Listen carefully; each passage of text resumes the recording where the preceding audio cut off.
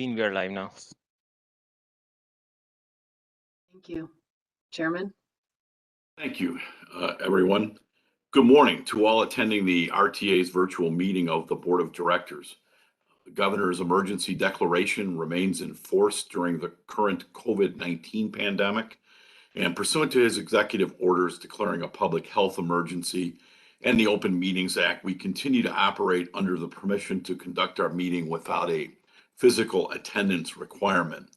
As head of the public body, I find it's not prudent or practical to hold an in-person meeting or to have staff or any member of the board at our headquarters during this meeting.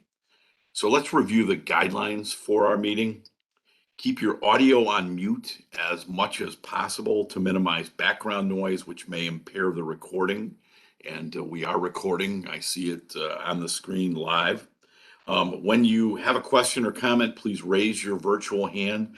The board secretary will call on board members who have raised their hands one at a time. When he calls on you, lower your hand and unmute before you begin speaking. When we get to voting, please raise your hand to make a motion or a second. The board secretary will identify who is making the motion and the second for the record. After he announces the motion and second, lower all hands. Are there any questions at this time? No questions at this time, Mr. Chairman. Great, thank you, Mr. Secretary.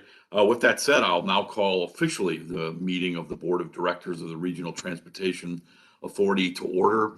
You can remain seated, and I will now recite the Pledge of Allegiance. I pledge allegiance to the flag of the United States of America and to the republic for which it stands, one nation, under God, indivisible, with liberty and justice for all. Thank you. Forward to getting back in the boardroom and saying that to a real flag other than the virtual flag there. Mr. Secretary, will you please call the roll? Yes. Director Indelcio. Here. Director Canty. Here. Director Carey. Here. Director Colson. Here. Director Fuentes. Here. Director Gavin. Here. Director Gorman. Here. Director Groven. Here. Director Holt. Present. Director Kotel. Here. Director Lewis. Here. Director Melvin. Here. Director Pang. Here. Director Ross. Here. Director Sager.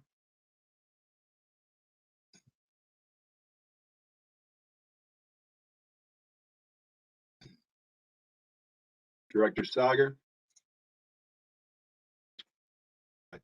Chairman Dillard. I'm here. I think Dr. Sager is on, and when we hear from Brian physically during the meeting, Mr. Secretary, you have permission to add him to the roll call. We'll do that. Item 3 is the approval of the minutes from our board meeting held on December 16th of 2021. Are there any comments or corrections to the meetings or the minute meetings as they were presented in your packet? There are no raised hands at this time, Mr. Chairman. If not, how about a motion and a second to approve those minutes? Motion by Director Indelcio and a second by Director Canty. Thank you. With that, Jeremy, let's take the roll, please. Director Indelcio. Aye. Director Canty. Aye. Director Carey. Aye. Director Colson. Aye. Director Fuentes. Aye. Director Gavin. Aye. Director Gorman. Aye. Director Groven. Aye.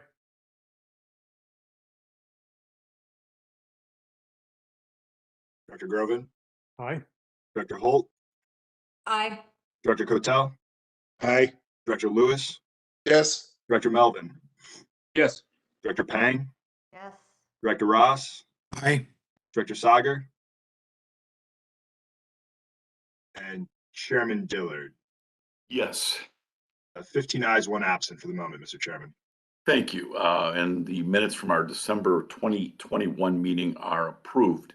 Item 4 is the customary public comment segment of our meeting. I believe we have a couple of distinguished guests today. I think Jackie Grimshaw, if I'm correct, Mr. Secretary, or Leanne is our first speaker, longtime friend of mine, longtime friend of the RTA. Jeremy, if you want to introduce Jackie or Tina, feel free to do so. But Jackie, thank you so much for joining us this morning. It's always an honor to be with you. Great. Yes, we'll turn it over to Jackie first, Mr. Chairman, and then Bruce Mainzer is going to provide public comment after that. Thank you. Great. Thank you. Jackie, we'll see if this technology works here. All right. Thank you, Jeremy. Thank you, Mr. Chairman and RTA Board of Directors. I am here not as Jackie Grimshaw, but as a member of a group of activists and advocates here in the Chicagoland that have been in communication with you over the years. So I speak as a we rather than an I. And we are writing, we wrote a comment to you, which I hope you have, but we are writing to express our strong concern with the RTA's strategic planning process. Our organizations have been invited to participate in the development of this plan, but over the year, we still have not seen any serious effort to address the existing and imminent challenges facing our transit system. This plan and the process to develop it needs to meet the needs of this historic moment, and to date, it has not. On January 26, RTA convened over 100 stakeholders for a strategic plan workshop. Many of those present have vast experience, expertise, and history dealing with serious financial and public policy issues surrounding public transit. Instead of using their valuable time to elicit meaningful reaction to serious policy choices, participants were treated as little more than a focus group to test marketing messages around transit.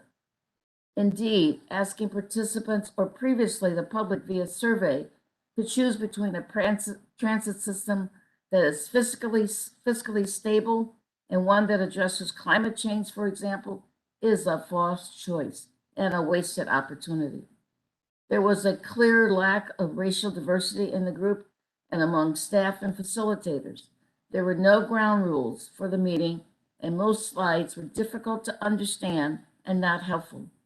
When the agency's recent survey came up, there was no discussion of the methodology and whose views the responses represent, and those who were not represented. The proposed vision lacks an equity lens, and the language is so broad, nondescript, and void of local context that it lacks meaning. The same applies to the proposed principles, which are now being used to form subgroups. The phrase "open to change" was used repeatedly, which is incredibly troubling considering the major crisis Chicago area transit is facing and the urgent need to change in order for transit to survive. The pandemic has hit mass transit hard. System-wide ridership is just 60% of pre-pandemic levels on a good day. Yet transit is more necessary than it ever has been, especially for communities of color and those who rely on transit as their primary mode of transportation. CTA, Metra, and PACE have largely been able to meet transit riders' needs during the pandemic, but this was only possible because of federal emergency funding. This emergency funding will expire, and we need a plan to address that uncertain and serious future. 9 months into the planning process, stakeholders should be discussing real and difficult decisions, including how to plan transit services given long-term ridership uncertainties, choices over fare box and transit and tax revenues to support transit. What equity measures should guide our regional investments and governance of our disparate transit services. RTA's incremental status quo planning process lacks the awareness of the unprecedented compounding crises communities have faced over the last 2 years, and it will leave the transit system more vulnerable given looming threats. After more than a year, hearing from elected officials, groups like ours, RTA board members, and the public, the RTA has not yet developed any proposals that address this obvious and predictable crisis. Transformational ideas may be controversial, but that is not an excuse to avoid them.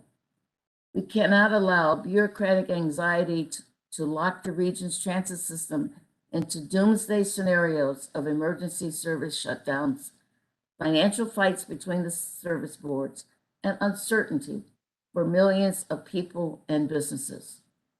RTA's plan must be radically different. A stronger plan starts with serious engagement from RTA with the public and the communities that depend on transit the most. We urge RTA to review recent policy planning models like those used by the City of Chicago's Equitable Transit-Oriented Development Working Group and by CMAP's ongoing COVID Mobility Recovery Steering Committee. To date, the engagement around your plan has been lacking, and when it has happened, it has concentrated only on high-level platitudes regarding transit. The public already agrees transit is essential to the city's well-being, is an important part of our fight against climate change, and necessary for business and economic growth. What we need now are serious and specific proposals to maintain those foundational roles transit plays. And the groups involved are Active Transportation Alliance, the Center for Neighborhood Technology, Elevated Chicago, Environmental Law and Policy Center, High Speed Rail Alliance, Metropolitan Planning Council, and the Shared Use Mobility Center. Thank you, sir. Thank you, board, for allowing me to speak this morning. Thank you, Jackie, and I read very carefully your written comments, and thank you very much for them. In fact, met with Jill Leary, our planning chief, and other members yesterday at length over not only your comments, but just strategy in general.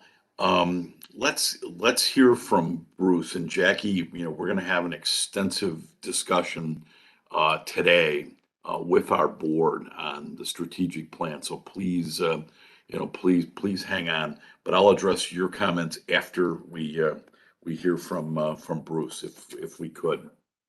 Thank you. Thank you, sir. Thank you, Chairman Dillard. My name is Bruce Mainzer, and I'm a member of the Chicago Metro chapter of the Climate Reality Project. I'm also a former public transportation planner, having worked for the RTA and the Illinois Department of Transportation in the late 70s and early 80s, a long time ago. I have a master's degree in transportation from Northwestern. At the meeting of the RTA board on December 16th, questions were raised by several board members on electric bus operations and greenhouse gas emission issues. To answer these questions, I provided the board with a 9-page paper. As I understand, this paper has been provided to the board prior to the meeting and also has been made part of the public record for this meeting. So you can be relieved, I'm not going to read this paper now as part of my comment. Instead, I just wanted to summarize the results of the analysis of 3 questions raised at the board meeting. The first question related to how significant are diesel or CNG bus operations itself to the problem of greenhouse gas emissions. The paper studied the impact of the CTA fixed route bus fleet and their emissions compared to the total greenhouse gas emissions for an on-road transportation sources within the city of Chicago. The greenhouse gas emissions inventory was provided by the city of Chicago in a report for calendar year 2017. The analysis found that CTA buses comprise approximately 0.1% of all the vehicles registered in the city of Chicago, but these buses produce 2.94% of all greenhouse gas emissions produced annually. So that's 29.4 times the average vehicle in Chicago. An analysis was not done for PACE in the suburban areas, but the results indicate that RTA has a role to play in making sure that its services are reducing car usage while also operating bus service so that greenhouse gases are minimized. For CTA alone, an electric fleet will save $45 million annually in fuel and maintenance costs over diesel bus operations. This analysis did not discuss diesel bus nitrogen oxide and particulate pollution, which is also a serious environmental concern for local areas where the buses are operated. Electric buses will also eliminate these pollution impacts as well. Obviously, RTA through CTA and PACE has extraordinary leverage to reduce greenhouse gas emissions through an aggressive fleet replacement with battery electric buses. RTA has a responsibility to operate a public transit system that is low cost, reduces even further greenhouse gases that are a result of public transit operations, and eliminate other pollution impacts. A 100% electric bus fleet achieves all these goals and therefore will increase the benefits already achieved of having an attractive and useful transit service that by its very nature is designed to reduce greenhouse gas emissions through less automobile usage. The second area addressed in the paper was to answer Director Ross's question on whether there are significant savings of greenhouse gas emissions if electric buses are powered from the grid, and the grid is still in part powered by fossil fuels. This paper provides a picture of the greenhouse gases emitted by the particular subgrid serving the Chicago area called RFC West, and then calculated that for an electric bus that is powered by this subgrid would save at least 50% of the greenhouse gases of a diesel bus in 2018. However, the grid has continued to improve each year as less fossil fuel is used to generate electricity. So it can be safely assumed that an electric bus will save considerably more greenhouse gas emissions than the analysis from 2018 presented. It is expected, therefore, that as the grid improves, the advantages of using electric battery buses to reduce greenhouse gases will also increase. The analysis also showed that diesel bus fuel mileage efficiency would have to triple to meet the greenhouse gas emission savings of an electric bus. The reason for this is not discussed in the paper, but I can briefly state that it would require tripling instead of doubling because internal combustion engines, whether diesel, gas, or CNG, are inherently inefficient. 60 to 75% of energy generated by an internal combustion engine is lost as heat rather than propelling the bus down the road. In contrast, electric bus propulsion is approximately 70% efficient. Only about 30% of the power is lost to heat. The third area of the paper concerns the issue of whether PACE and CTA are making adequate progress for an electric bus future. Both service boards have adopted a 2040 deadline for a total electric bus fleet operation. Since federally funded buses need to be operated for 12 years, and it often takes 2 years for a bus program in a particular capital year to be delivered and put into service, this means by the FY26 capital plan, the last year of this 5-year plan, every bus programmed in the final year of this current 5-year plan can only be a no emission or electric bus to meet that 2040 deadline. So if PACE and CTA wait until 2026 to order electric buses, and that is beyond the 70 that CTA has already programmed and the 52 electric buses that PACE has programmed in the current plan, there will be only 13 years to program funding of these buses. CTA will have to program 138 buses a year between 2026 and 2039 to ensure that they meet the 2040 deadline. PACE would have to program 56 electric buses a year starting in 2026. So the electric bus future is upon us, and yet there's a question whether both CTA, and PACE are adequately prepared now for all the electric buses that are going to be ordered coming to every bus garage over the next decade, this and the next decade. One final note concerns PACE. PACE is still insisting on building a new Northwest Division garage in Wheeling to house over 128 CNG buses. PACE went out to bid last summer with $43 million programmed for the garage, but discovered that bids came in $20 million above the $43 million funding. PACE just went out to bid again just last week on February 10th, 1 week ago, for a CNG garage that should not be built. Because electric buses have fewer moving parts and no requirements for heavy engine maintenance, electric bus garages require far less square feet in maintenance areas and are far less costly.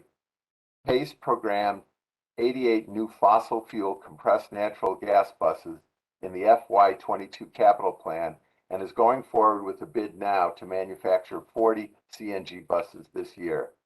CNG buses emit more greenhouse gases than diesel buses when accounting for the production, transmission, and tailpipe emissions. Significant methane gas is emitted during the production phase of CNG, and methane gas has more than 80 times the warming power of carbon dioxide after it reaches the atmosphere.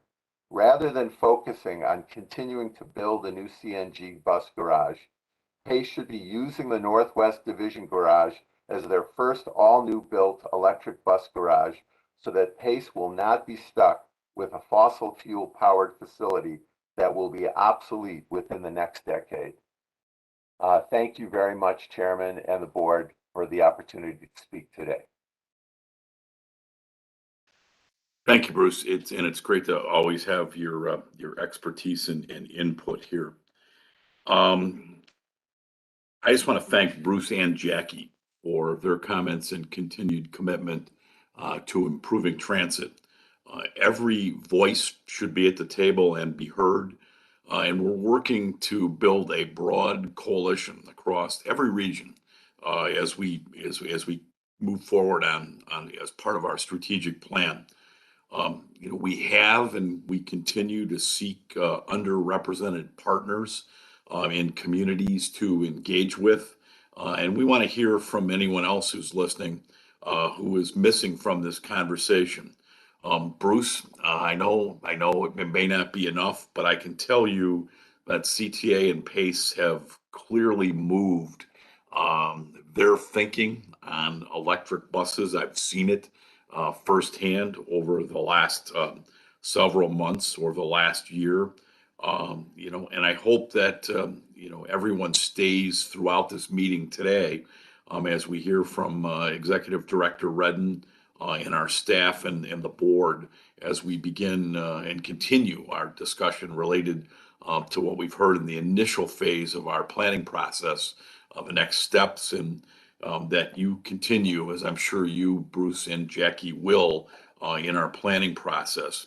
We're going to have time in today's agenda to discuss the strategic plan amongst the board members and our staff today. So I'm going to turn this over to Executive Director Leanne Redden for her report. And I look forward to continuing, a conversation with anyone that's listening, especially you, Bruce and Jackie. I guess just two closing comments. Number one, it's always helpful for anyone. And Jackie, this is directed to you as well. Give us specifics. I know you said we sometimes talk in platitudes and generalities. Specifics help. So if you have specific ideas, give us specific ideas. And Bruce, I said this when you were before us in December. If you are like we all are, advocates of transit, concerned about greenhouse gases, one of the best ways you personally can help us is to get back on board mass transit and ride us. So if you are concerned about this, the more you take us versus a private automobile or an Uber or a Lyft, the more you're doing for our lungs and our environment. So thanks, Bruce. Thank you, Jackie. It's always a pleasure. And with that, I'll turn it over to item 5 on our agenda, and that's the Executive Director's report from Leanne Redden. Leanne? Morning, Chairman Dillard, members of the board, and our guests and the public that have joined us today. And I guess it's welcome to our first meeting of 2022. And I hope everyone, I know it seems like a while ago now, had a good holiday and have made it through another challenging winter safely. To start off, I want to actually thank our 2 public commenters for their time and their feedback. Both Mr. Mainzer and Jackie Grimshaw represent large groups and constituencies whose passion and feedback have been really a vital part in helping us work towards finding these shared solutions to problems and that they correctly assess as being urgent. Before I jump into some more comments here, I do want to just note for the record and just clarification with the board that, both Mr. Mainzer's report and Jackie's coalition letter was both shared directly with all the board members and has been publicly posted and is available. Additionally, the full workshop session, recording of it, and list of members, etc., participants, I should say, is all available on our website. And these conversations are going to continue not just today with the board, but as we go forward in our planning discussion process towards solutions. So, as the chairman noted, we're going to get into this a little bit later in the meeting, and we hope to leverage the deep expertise that these stakeholders really bring as our next step in the strategic planning process. And this is really just the first phase of this work, a process that's going to be guided by the vision and principles that we're going to discuss with you today. One point Jackie brought up is change, and the world has changed since the impact of the pandemic, and we're all working to adapt to it. I want to acknowledge that the service boards have made and are continuing to make changes to service, to frequency of service, and the markets that they're serving. And the RTA has also made changes, most notably in employing a needs-based assessment into funding allocations as part of our COVID recovery strategy work that we, continue to do, but a lot of that work happened last year. The intent of this strategic plan is to build consensus about the changes the region wants to make that are really going to then drive those viable solutions that, sort of Jackie, I think, was referencing. When we kicked off the development of the next regional strategic planning session work, or the planning work last August, we said that we would update you frequently and highlighted some key points at which we're going to come back to you for deeper input and discussion. And today's board meeting marks one of those points. We have spent 6 months listening and identifying issues we believe the next strategic plan must address. And given our large and diverse body of stakeholders across entire Northeastern Illinois area, this engagement is vital to establish a shared vision and the principles really to guide us as we tackle the work ahead. We are extremely grateful for the time our partners and the public have taken to tell us their concerns and their hopes for the future of our transit system. Among the many things that we learned in this process, one that has been heartening for me is just how many people want to share their concerns, their ideas, their knowledge with us, and how many have expressed a desire to stay engaged as we move into this next phase of actual plan development. Although the number of people actively using the region's transit system has fallen through these two very trying years of the pandemic, the passion that people have for it and ensuring its future remains. And, for that, I think we're all incredibly grateful. Staff is going to present to you later in today's agenda the strategic planning that we've done to date in detail, and we'll stop at many points in that presentation to seek your comments and discussion. I want us to have a thorough discussion on this and to hear your thoughts and feedback. Jackie and Bruce, on the feedback that Jackie and Bruce have already provided this morning and via their written comments. I would suggest that, we save that conversation because I think it fits in well to that agenda item. So with your indulgence, I'll move on to the next slide, please. And just quickly give you a legislative update, I should say. So in Washington, Congress has yet to pass the FY22 spending bill and has until February 18 to fund the government after passing the short-term stopgap bill that they passed last December. The House passed another short-term continuing resolution that runs out March 11, and the Senate is likely to vote on continuing resolution this week. Despite passage of the Infrastructure Investment and Jobs Act back in November, all the federal formula transit funding will be stuck at fiscal year 21 levels until Congress can reach agreement on the FY22 budget, which, fingers crossed, will hopefully occur this March. Turning to Springfield, Governor Pritzker delivered his 2023 budget address and unveiled his proposed budget for FY 2023 on February 2nd. I'm happy to report that there are no proposed cuts to transit's operating funding from the previous fiscal year contained in the budget. And the governor's budget did include a proposed one-year freeze on a scheduled cost of living increase in the state's motor fuel tax. So as a reminder, as part of Rebuild Illinois program that passed in 2019, the tax on motor fuel was doubled from 19 cents to 38 cents per gallon, with provision requiring that the gas tax on motor fuel be set to increase 2 cents on July 1st of this year.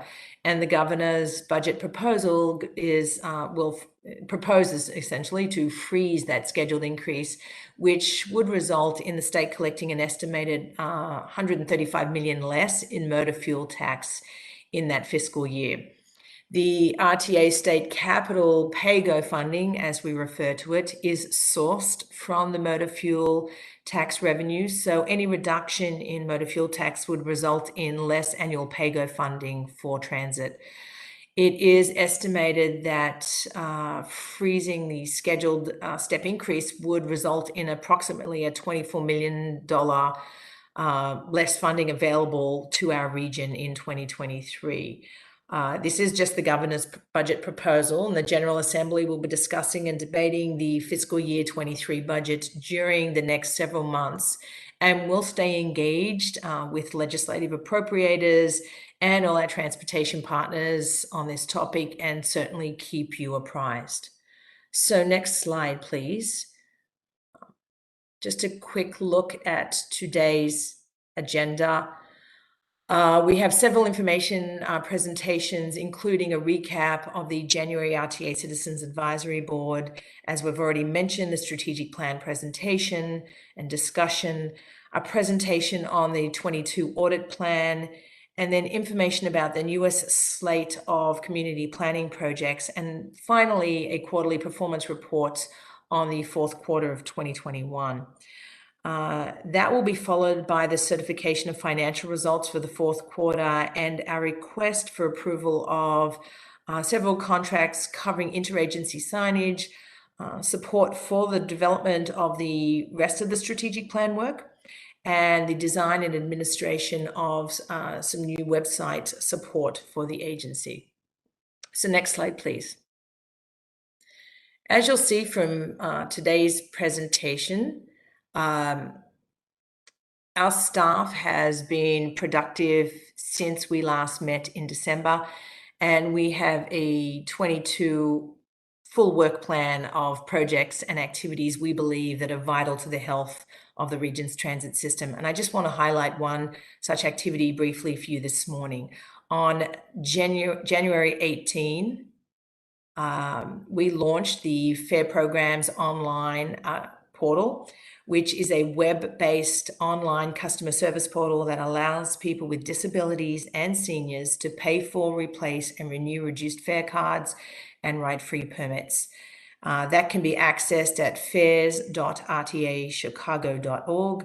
And this marks the first time these critical services are available online. These services have been optimized for the visually impaired. They are also available in Spanish. Just to note too, though, mail-in and in-person services remain an option for all those who cannot or just simply prefer not to use the web portal. But allowing people to access these services more easily was a priority prior to the pandemic, but has become, even more of a priority since it has begun. The Fair Programs portal also reduces paper processing and printing and mailing expenses on the administration side.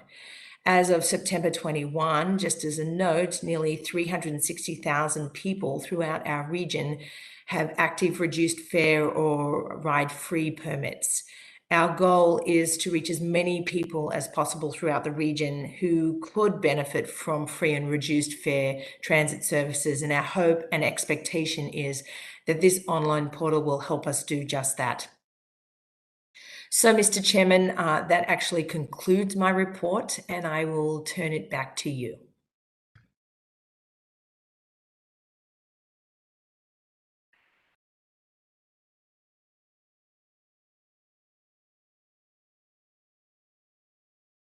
Did we lose the chairman? You didn't lose me. There you go. Thank you, Leanne, very much. Are there any questions or comments for Leanne before we move on to item 6? And we obviously have much discussion later in the meeting amongst the board. I see no raised hands at this moment, Mr. Chairman. Okay, great. Item 6A is the update on the activities of the RTA Transit Access Citizens Advisory Board. And Jackie Forbes, I think, is going to present this report. Yes. Good morning, Chairman Dillard and members of the Board of Directors. Thank you for your time this morning. My name is Jackie Forbes, and I'm the chairperson of the RTA CAB. I'm here to provide an update of the activities of the board. The RTA CAB last met on January 24th, 2022. During this meeting, staff engaged the committee in robust discussions around the strategic plan, a regional mobility manager research project, a new RTA Fair Programs customer portal, and an upcoming pilot in the ADA certification program. Let me begin by talking about the strategic plan. Mr. Peter Kirsten, RTA Principal Planner, provided an update on the RTA strategic planning work. He invited committee members to take the RTA strategic planning public survey that was on the RTA website at that time, and he reviewed initial themes that were emerging from the survey and workshops. In addition, Mr. Kirsten reported that the RTA is actively engaging stakeholders through guest bloggers, guest speakers at our board meetings, stakeholder workshops, and upcoming working groups. He stated that the RTA CAB will receive regular updates on the progress of the development of the strategic plan and will be asked to participate in workshops in the near future. Next, the RTA CAB was provided a final update on the research project to determine if this region should have a regional mobility manager and the role of this type of position. Ms. Lynn Chamberlain, RTA's Mobility Outreach Coordinator, provided this update. She indicated that the research is complete and the final report is under RTA internal review. Ms. Chamberlain reported that the research was very comprehensive and included a substantial literature review, interviews with mobility management networks throughout the country, surveys, focus groups, and interviews with local mobility management networks and mobility managers, input from several stakeholder groups, and guidance from a project advisory group made up of regional mobility management leaders. 6 recommendations came from the research, and most notable is a recommendation that the RTA should be the host agency for a regional mobility manager position. The project was the first step in implementing one of the recommendations of the recently updated Human Services Transportation Plan, or HSTP, which is required for all designated Section 5310 recipients, such as the RTA. In addition, RTA CAB received a demonstration of the new RTA Fair Programs online portal. Ms. Linnea Cummings, RTA's manager, Program Analytics, provided a presentation and demonstration of the new online RTA web portal called Fair Programs Online that allows customers to apply for, replace, or renew an RTA, reduced fare, or ride-free permit. The portal also allows customers to replace a lost ADA paratransit permit, but ADA paratransit customers will need to continue to apply for and renew their eligibility through the current ADA paratransit eligibility process. She reported the site went live on January 18th, 2022, after months of development and testing with over 100 users. Ms. Cummings indicated that the launch was promoted on RTA's website, social media platforms, blog, newsletter, and a press release. The portal at fairs.rtachicago.org modernizes the customer's experience and will reduce printing and mailing expenses associated with the paper application process. Lastly, the board was briefed on an upcoming pilot in RTA's ADA paratransit certification program. Mr. Michael Van de Krieke, RTA's Director of Mobility Services, briefed the RTA CAB on an ADA paratransit certification program pilot that will begin when the RTA reopens the RTA's mobility assessment sites. He indicated that pre-coronavirus, when the RTA is operating the ADA paratransit certification program under normal protocols, all new customers applying for ADA paratransit certification, as well as customers renewing their expiring eligibility, were required to come in to one of the sites to participate in an interview and assessment of their transit skills. The goal of the pilot is to decrease the number of people who will be required to come to an RTA site by instituting a hybrid model that requires only new customers or customers who have had a significant change in their disability condition or mobility aid to have an in-person interview and assessment appointment to determine eligibility for the service. Customers who are applying for a recertification who have not had a significant change in their disability status or mobility aid can renew their eligibility through a mail-in application process. The pilot will run for approximately 3 months and, if successful, will be implemented as an ongoing protocol. The goal is to increase customer convenience and reduce RTA's costs associated with transporting customers to our sites per requirements of ADA paratransit federal regulations. The next meeting of the RTA CAB will be held at 10 a.m. on April 25th, 2022. This concludes my report, and I'm happy to answer any questions you may have. Thank you, Jackie, very much. Any questions from the board? Comments? One moment, Mr. Chairman. I see no raised hands at the moment. Excellent. Thanks again, Jackie, very, very, very much. Next is a very important item, and that's 6B. And it's the presentation on the strategic plan. What we've heard, a focus on outcomes that will drive the next regional transit strategic plan with interaction with the board. And Jill Leary, this one's yours. Thank you. Thank you, Mr. Chairman. Good morning, everyone. Yes, I'm Jill Leary, Deputy Executive Director for Capital Programming and Planning, and also the Chief of Staff at RTA. As discussed earlier, we are here to provide an update on the initial engagement work for the next Regional Transit Strategic Plan and the 10-year financial plan. We have a lot to share with you today, and the bulk of the presentation will focus on what we've heard and where we're headed as we share an emerging vision for the Chicago region's transit system. I have with me today Jessica Hector-Sue, our Director of Planning, and Peter Kirsten from her staff, as well as Tina Fassett-Smith, Communications Director. They're part of the team of people engaged in this work. During the course of this presentation, there will be opportunities for board members to provide feedback and to initiate discussion. Additionally, Tina will share details on how we will be seeking additional input from stakeholders and the general public. Next slide, please. So our agenda for today, we will briefly walk through all of the activities included in this season of listening we're calling Making a Plan. We will report out what we've heard across different channels of engagement. We will walk through our process to digest all of this feedback that we've received, and we'll share our emerging vision and ask for your input. Lastly, we'll share what's next in terms of plan development and ongoing engagement. Next slide. Recall that we're using a 3-track process for development of this plan. Visualized here are the 3 tracks. In green, the financial planning track. The purpose of this track is to develop a 10-year financial plan to help the region and decision makers prepare for future actions that may need to be taken to ensure financial sustainability of the transit system. In maroon is the strategic planning track. The purpose of this track is to develop a new regional transit strategic plan that will set a new vision for the transit system and will identify the capital projects and other supporting elements needed to achieve this vision. And in orange is the engagement track. The discussion today will focus on the initial engagement as well as how that will evolve as we begin plan development. Next slide. You heard a few mentions of this earlier in the agenda, but just to go over it one more time, the RTA launched its initial Making a Plan engagement efforts at the August RTA board meeting with a workshop where you aided staff in charting an initial course for this engagement. We have published a series of posts on Connections, the RTA blog, and we've heard from more than a dozen transit thinkers and leaders across the region, culminating with posts from leaders of each of the 3 service boards. Additionally, the RTA board has welcomed speakers each month to present a range of topics related to your work, including representatives from the Metropolitan Water Reclamation District, who just completed their own strategic plan, the Shared Use Mobility Center, and SEPTA, which is a peer transit agency to the RTA serving in the Philadelphia metro region.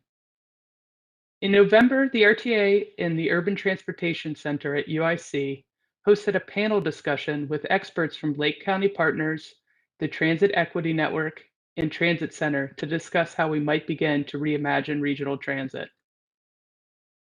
We have a public survey that ran from November to the first week of February, garnering over 1,400 responses. We've held and are holding multiple stakeholder workshops, most recently convening our movers, which are RTA stakeholders from throughout the region representing government agencies from local, state, and federal levels, service board staff, civic organizations and activists, academics, and private industries. We will continue to do so throughout the plan's development. Additionally, there will be working groups led by RTA staff and including external stakeholders tasked with providing recommendations on specific plan elements. I'll now turn this over to Peter Kirsten to walk you through our initial findings from engagement activities. Next slide, please. Over to you, Peter. Jill, my name is Peter Kirsten, and I'm a principal planner with RTA Strategic Planning, and I'm here to talk about what we've heard. So the following is input received from all of the different Making a Plan engagement activities that Jill just went through. Our engagement consultant, Daylight, has aided in helping us parse these different streams of input into digestible content that we can group and organize around themes. For clarity, we'll present the findings in the format that we asked the questions, which, dating back to our initial workshop with the RTA board, has focused on key areas of opportunities for impact, system adaptation, funding, and equity. As staff and with stakeholders that we have engaged throughout this process, we've been asking ourselves what here is urgent, what is the greatest potential for impact, and what does the RTA have the capacity to take on as the planning and funding agency for the region's transit system? These questions of urgency, impact, and capacity have informed the emerging vision that we'll share at the end. Lastly, we've planned a couple points in this presentation to stop and ask for questions and comments. There's a lot that we're going to share today, so if anything at all is unclear or prompts any further discussion, feel free to raise your hand when the time comes. Next slide. So first, just a little bit more about the survey. This was developed with Daylight, a consultant that is helping us, and promoted through social media channels, including plugs by all 3 of the service boards and CMAP, among other partners. The public survey has garnered a significant response. More than 1,400 people have already completed the survey, which exceeded our expectations. Next slide. Of the respondents, roughly 75% of those have identified themselves as a transit rider or a member of the general public. The remaining 25% are then a mix of professional affiliation, including state and local units of government, both elected officials and staff, service board staff and leadership, transit advocates, researchers, and others. Next slide. One of the first things that we asked people in the survey is how to describe their vision for the future of the region's transit system. Visualized here is a word cloud of responses. The size of the word corresponds with how many times we heard it. The top 3 answers were reliable, safe, and accessible. Other words that rose to the top were access and accessibility, fast, efficient, and equitable. Next slide. So the first area, again, is opportunities for impact. And the kind of overriding question that we asked here is, what is the greatest opportunity for impact right now that the strategic plan process should address? Next slide. So first, from the survey response, I'm just going to highlight the top 2 answers. The blue bar on screen, the RTA should invest in the state of good repair for the system, strengthening the region's broader transportation system. The second most popular survey answer to this question is that the RTA should work with local communities to improve transit accessibility and advance transit-oriented development and other transit-friendly policies. Next slide. So then looking at the unstructured feedback.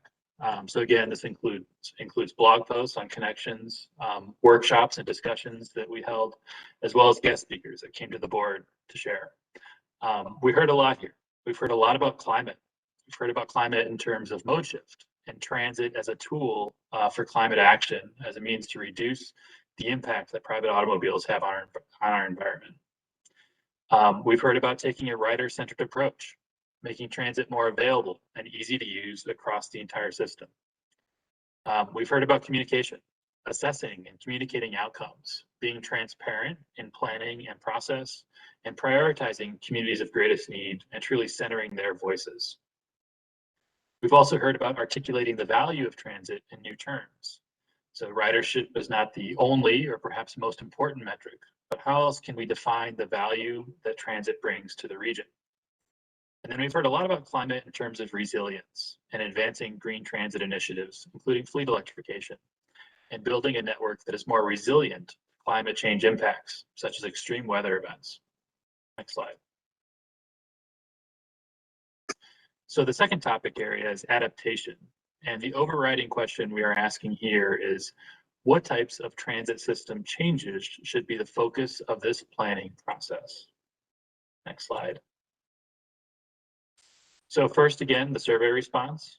And far away, the top response here, the blue bar on screen, is to create a more flexible transit system that better serves destinations outside of downtown Chicago and outside of the traditional AM and PM commuting hours. The second most popular response, the gold bar on the screen here, is to take a regional approach to investing in transit infrastructure in order to adapt to changing needs for how people want to get around the region. Next slide. In terms of the unstructured feedback, so again, what we heard in discussions, in blog posts, etc. I'm just going to summarize here because we heard a lot. We heard a lot about flexibility and adapting our systems to changing needs. We heard about fares, discounts, and integration, about safety and security. We heard about economic growth and community development.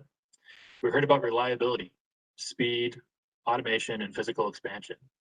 And I'll remind you again, if you want to hear more or learn more about what we heard, the attachment to the board memo does include a lot more detail than the summary I'm providing at this point. Next slide. The third topic area is funding sustainability. And the overriding question that we asked here is, which key financial issues should be addressed through this process? Next slide. So for the survey, we asked this question in a couple specific ways that I'll share here. First, the question is, in the future, if COVID relief funding runs out before ridership fully recovers, the transit system should, and by a wide margin, in blue here, you can see that the response is, we should pursue additional funding sources for transit. The alternative response, which was much less, was to scale back service to live within means. Next slide. Second survey question, framed a little bit differently, is how should the RTA focus its efforts in addressing funding? And here the answers were framed in 3 ways. The top response in green is that the RTA should focus its efforts in seeking new revenue sources.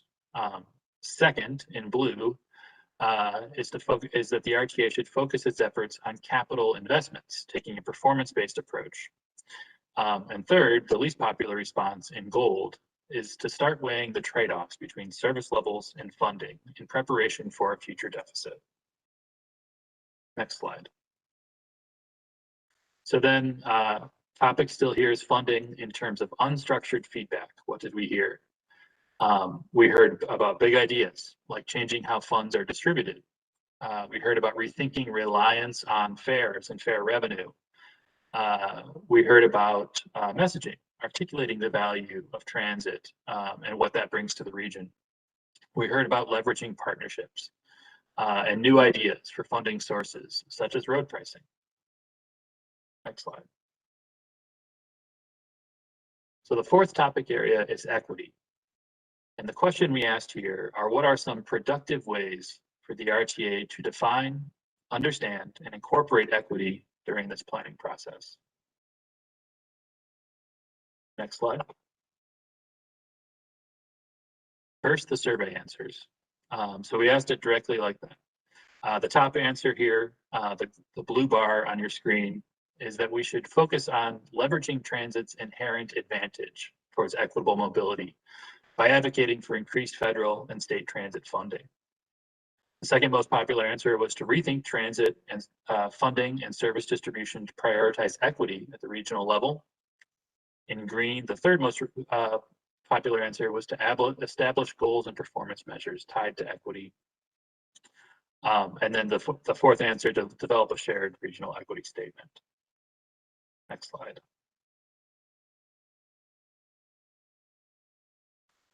So then what we heard in terms of the unstructured feedback, I'll stop here by saying equity is ingrained in so many of the other topics covered in this engagement. Fair integration, fair discounts are an equity issue. Job access and the distribution of service across the region is an equity issue. So some very specific comments we got through the unstructured engagement platforms were to operationalize a racial equity lens in our work, to establish goals and performance measures for equity, to prioritize access to those who need it most, and to define those subgroups using measures like income, employment, and communities of color. We heard that equity in the transit system starts with a strong system. This kind of gets back to that funding parity point. We heard that equity is to provide robust service throughout the region and not just to the central business core. We heard about acknowledging a history of structural racism and inequitable outcomes of the region's transportation system. And then lastly, we heard a lot about considering low income and communities of color beyond Cook County. Equity is not a city versus suburb topic, but it is truly a regional area of impact. Next slide. So before proceeding, I'll pause here to see if there are any questions specific to the input we received. And then I'll again remind you that all of this is in the board attachment, which includes more detail and explanation from each of the topic areas. One moment, see if there's any hands raised. Director Gathing has a question. Hi, thank you for the detailed report. I'm curious because accessibility was mentioned as one of the top priorities. If we have more granular information about where the respondents felt there was not accessibility.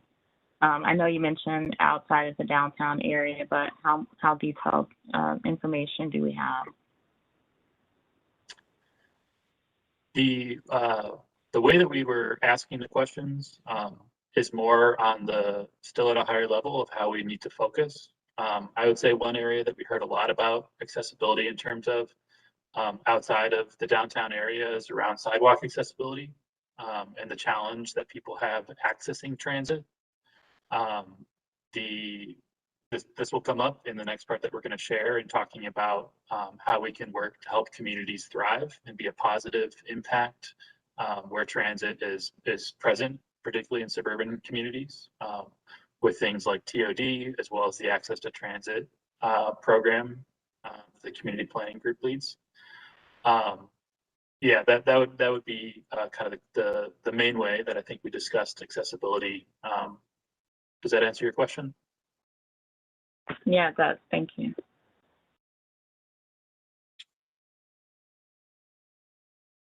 Peter, I see no additional hands at this time. Thanks very much. With all that in mind, I will pass it over to Jessica to begin the next area. Thank you, Peter. Good morning, everybody. I am Jessica Hector-Sue. I'm the Director of Planning and Market Development here at RTA, and I am now going to walk you through some of our emerging plan contents. So what we've done as a project team is we've taken all of this rich input and we've actually started to put together the plan itself. So we've used the feedback to develop a vision that describes why we do what we do. We've used the feedback to articulate 3 guiding principles that are going to shape how we approach the planning process. And we've set our sights on 6 outcomes that describe what we want to see come out of this plan, what we want to achieve here. We've gone ahead and shared these draft elements with staff and stakeholders during workshops over the course of the last few weeks, as Jill mentioned at the beginning of the presentation. And we've continued to refine them even based on that feedback to arrive at what we posted in the board materials last week and what we're sharing with you today. I am going to go through each element and pause throughout so that we can hear your thoughts and your reactions. And then after today, we're actually going to also welcome even more public input, which Tina will talk more about at the very end of the presentation. So let's go ahead and get started. Next slide, please. First, we'll talk about the vision. So the vision we've developed is safe, reliable, accessible public transportation that connects people to opportunity, empowers equity, and combats climate change. I'm going to read it for you one more time. Safe, reliable, accessible public transportation that connects people to opportunity, empowers equity, and combats climate change. So we've gone through several iterations of this vision, and we're even since over the last few weeks, and we're really confident that this version includes both what we heard in the public survey that Peter shared, that word cloud about what people want to see in a vision, as well as a lot of feedback that we got from the workshops we held that really pushed us to refine some of our word choices and to include accessibility, equity, and climate change at the vision level. So this version reflects all of that. So I'll pause there now to ask if you have any thoughts about the vision or would like to make any observations about it. Just a reminder, you can raise your hand and Jeremy will call on you.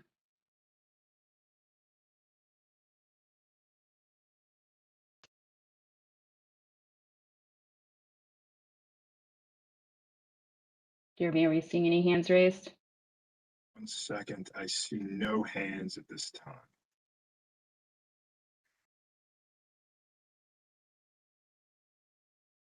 Give it another second.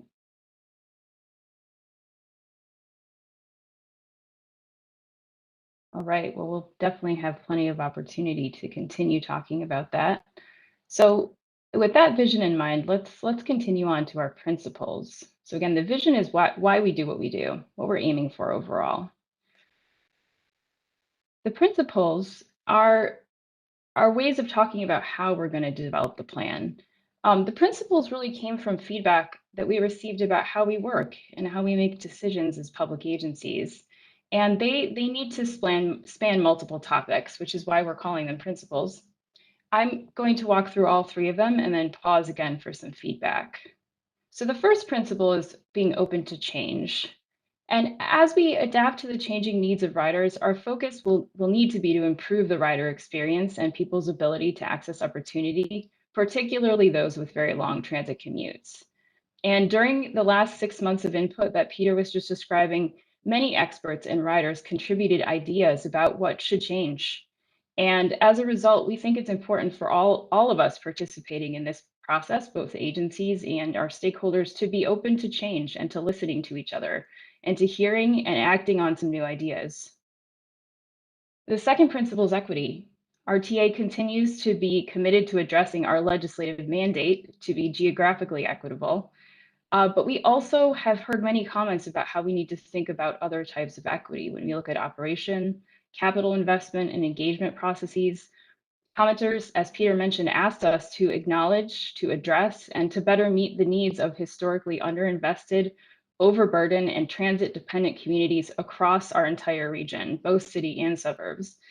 This process and the plan will work toward addressing these inequities by applying this principle across every topic. The third principle is stewardship. We also have a legislative mandate to adopt balanced budgets for our transit system, and we're committed to wise fiscal stewardship at your leadership.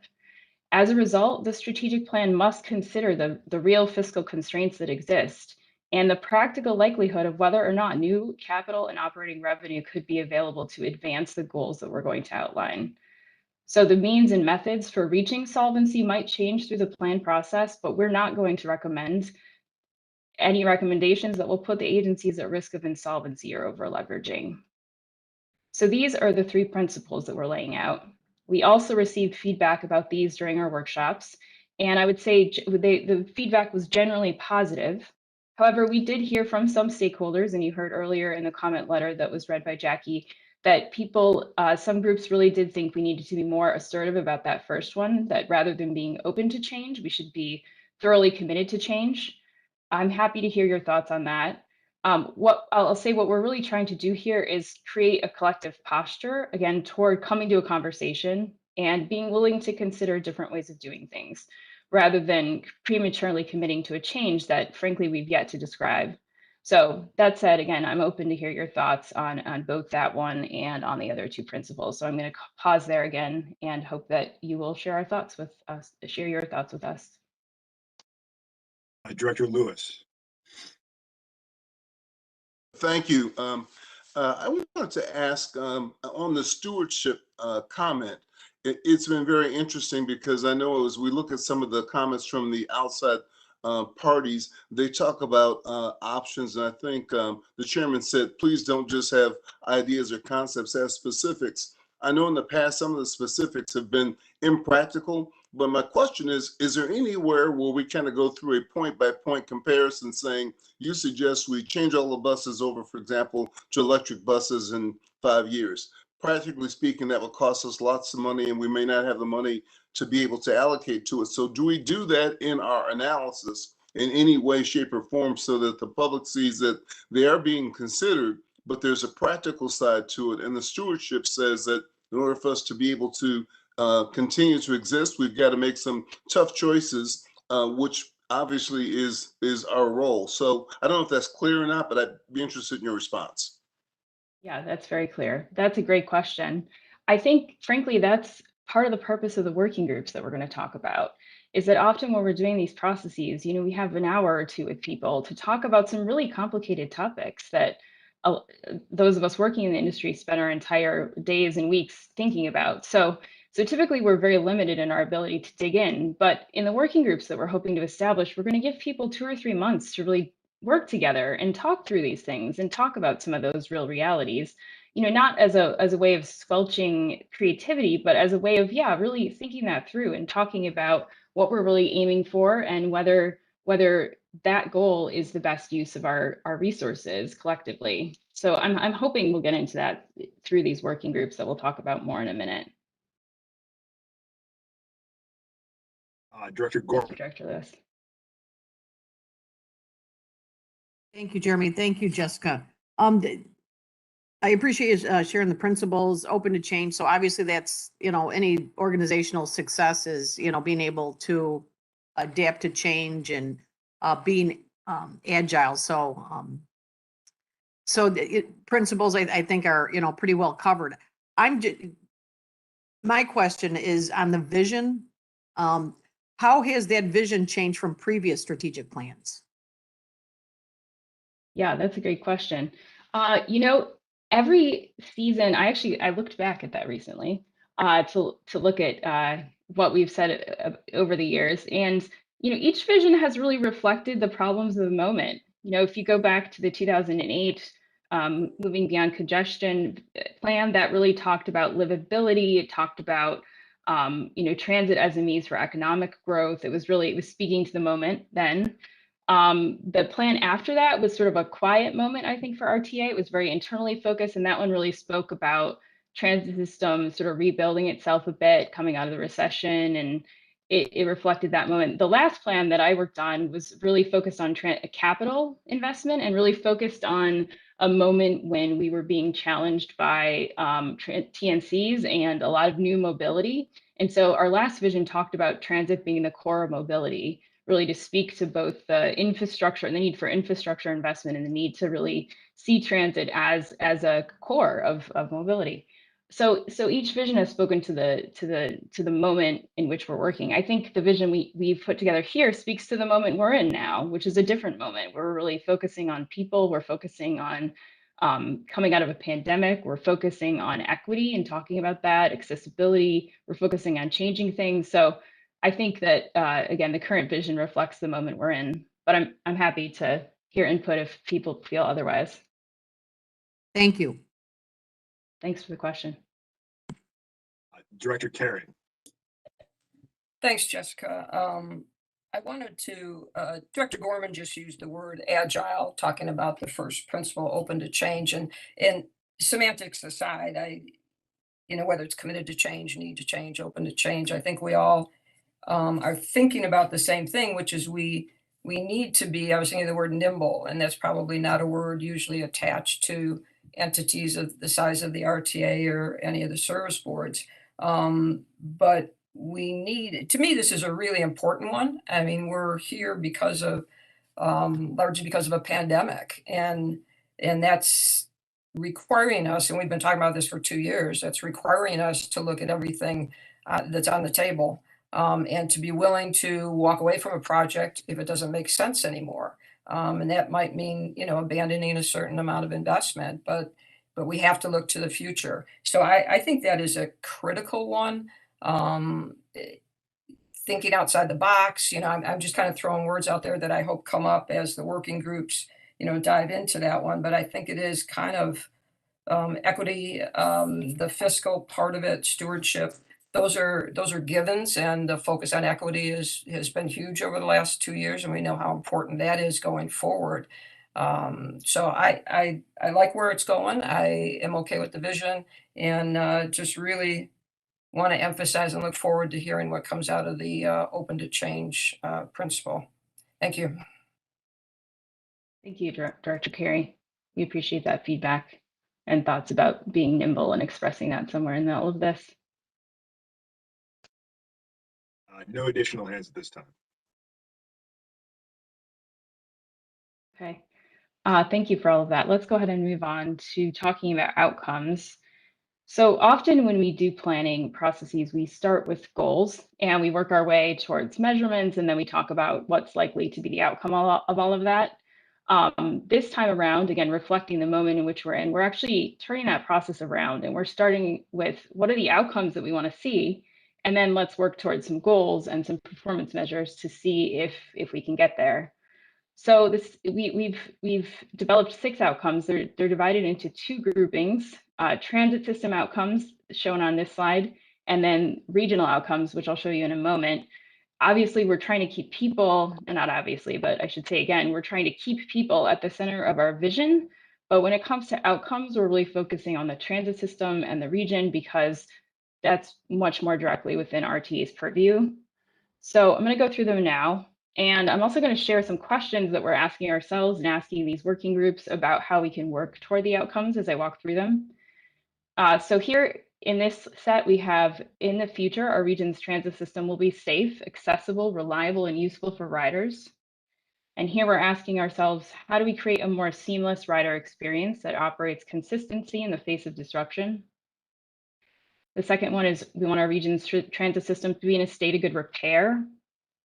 Here we're asking, how do we maximize benefits of infrastructure investment and use limited resources efficiently and effectively to maintain a system for today while also planning for tomorrow? The third outcome is that we want our region's transit system to be financially stable. And here we're asking, how do we find a new balance in funding so that the system can continue to operate while also remaining affordable for riders. And then we'll move to the next slide, which has all the regional outcomes on it. Here in the future, we'd like for our region to be connected. We're asking, how can we connect people and communities to more opportunities to improve everyone's quality of life? We'd like for our region to be healthy and resilient. And here we're asking, how can we best leverage transit as a tool for regional climate action? And then we want our region to be thriving, last but not least. And here we're asking, how do we work with communities to improve access to transit and support equitable development? So on the next slide, we'll show all 6 of those outcomes together. I'll pause again to ask for your thoughts on these outcomes. Do they capture your expectations for what we'd like to accomplish through this, or does anything stand out, or is there anything missing? Director Canty. Thanks, and thanks, Jessica, for putting this through. I like the idea of these phrases. My concern is that the efforts on climate change seem to be kind of buried, right? So we don't speak to it in the first column that our transit system will be. There's really nothing that speaks to it, the way I'm reading these and the way I'm hearing these. There's really nothing that speaks to the climate change part of our vision. And then on the our region will be healthy and resilient could really speak to a lot of things, and maybe that's the goal. But I think if we're going to try and capture some of the work that we're doing around climate change, and I do think that we are making those efforts, I think we would want to put that more forward. Does that make sense? Sure, yeah, thanks for that feedback. We will definitely take that to heart. We've heard that feedback. What we were trying, frankly, really hard to do is think about the positive side. So if we want to avert climate change, what do we actually want? We want a healthy region that is not threatened by climate change. But I hear what you're saying. That's good feedback. And we'll see if we can elevate those words somehow in here to make sure it's clear that we're talking about that throughout these outcomes. Yeah. Thank you. Director Carey has a raised hand. I'm not sure if it's a holdover. Actually, Jeremy, it was a holdover, but I do have a question. I was about to raise my hand. I have a question and a comment on, can you clarify the description in the handout between that describes connected and thriving seem, I'm not sure I understand the difference between those. We're talking about connecting communities, you're talking about improved access to transit, which to me seems like the same as connecting. Can you clarify what the difference is in those 2 buckets? Sure, that's a great question. So the connected region outcome is really looking at the connections that the transit system provides. So what are we connecting people to? How many opportunities can I get to, or can you get to from home to get to a job, or to get to healthcare, or to get to education? And so there we're really looking at how do we measure that? And there's really been a move toward what we call access indexing, understanding how many opportunities one can access in a certain amount of time.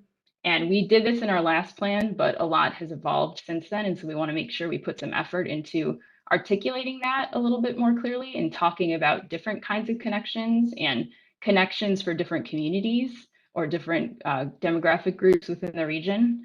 And so that's what that one is about. The thriving region really is about the space around transit stations. So a lot of our transit-oriented development work would fit into this category. And we got a lot of feedback from people, as Peter mentioned, about access to the stations and the presence that transit has in communities. And so that one really is about supporting communities and fully leveraging the transit that exists there and in development of that area, which is a bit different than the connected region one. Does that help? It does. Thank you very much. My question on the financially stable, how do we find new balance in funding? When you talk about balance in funding, we're talking about new funding sources to, I guess, what there's been mention in various places about looking at funding for roads and transit together. So I would love to see us consider that. And we'll see what comes out of the working groups, but to look at that as one bucket. So whether you're building roads or you're building transit, the funding spreads across. So it's not based just on the fares as we've talked about. But so when you talk about balancing funding, we're talking about new funding sources, obviously, too. Yes, definitely. Yeah, thanks for that input. Yeah, this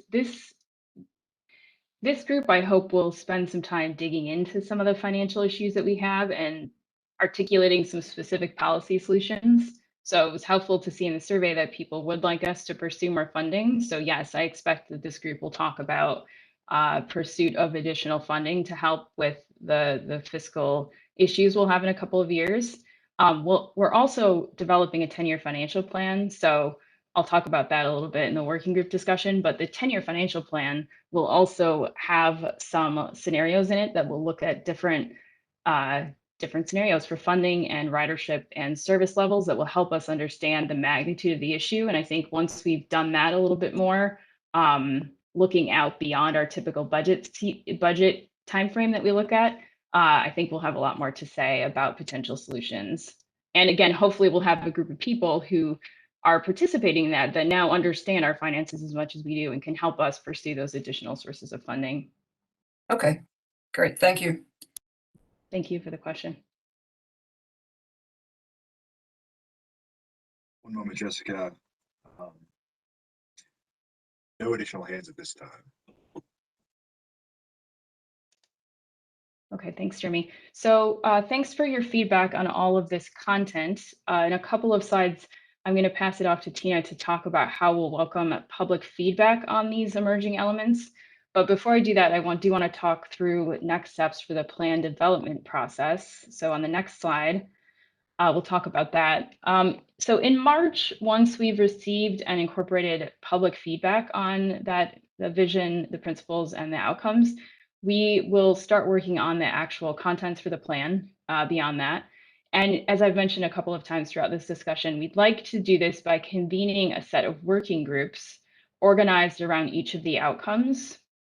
The working groups will be led by RTA staff and attended by a variety of stakeholders. And our thought is that the working groups will be, as I've mentioned a couple of times, really a forum for mutual learning. For 3 months, the groups will work together to create a set of recommended goals and performance measures related to each outcome. And they will encapsulate that in a memo that they will provide to us by June or so. And we will go ahead and combine and coalesce the recommendations from the different groups and share them back with you and the combined movers stakeholder group that we've talked about. In addition to those outcome-based groups, we will be working with the service boards, as I mentioned, to advance a 10-year financial plan and capital priorities. Those are both sort of technical exercises, but can be done under advisement of input from these other groups. And we will continue to update you on those in the future as well. So really, what we're trying to do here is extend the table and invite many more people into the process of actually developing the plan alongside us. This is something we haven't done before, but my hope is that we can work on some solutions together and we can really get to some of those specific things that the stakeholders are looking for. But we're going to use a process to get there so that when we get there, we have a group of people who are behind them. So I'll pause one more final time for questions on the working groups and this process before I hand it off to Tina to talk a little bit more about public input. Director Canty. Hey, Jessica. Thanks again for this. In terms of the working groups and what we're expecting them to put out, are you imagining that they're going to be tackling things on kind of 2 fronts, right? So looking for some of that low-hanging fruit that we can accomplish in the short term while also building out the plan for the next 10 years? Yeah, absolutely. Yeah, I think that they can and should look at both low-hanging fruit and the longer-term view here. Again, I think by starting with the outcomes and saying this is what we know we want to achieve and what we know the RTA board wants to achieve, that then frees the group to focus a bit and say, okay, how do we how do we achieve those things, and how do we measure for our collective selves? Again, this is all RTA and the service boards. How do we measure these things at the regional level? And I think that will be fruitful ground for having a conversation like that. Yeah, it is, and also, you know, having some things that we can measure and point to kind of as we go, because I think what I'm hearing in the feedback that we're getting from some of the speakers that we're talking today and things that we've received over time is that they feel, right, there's a perception that we're not doing enough in the moment.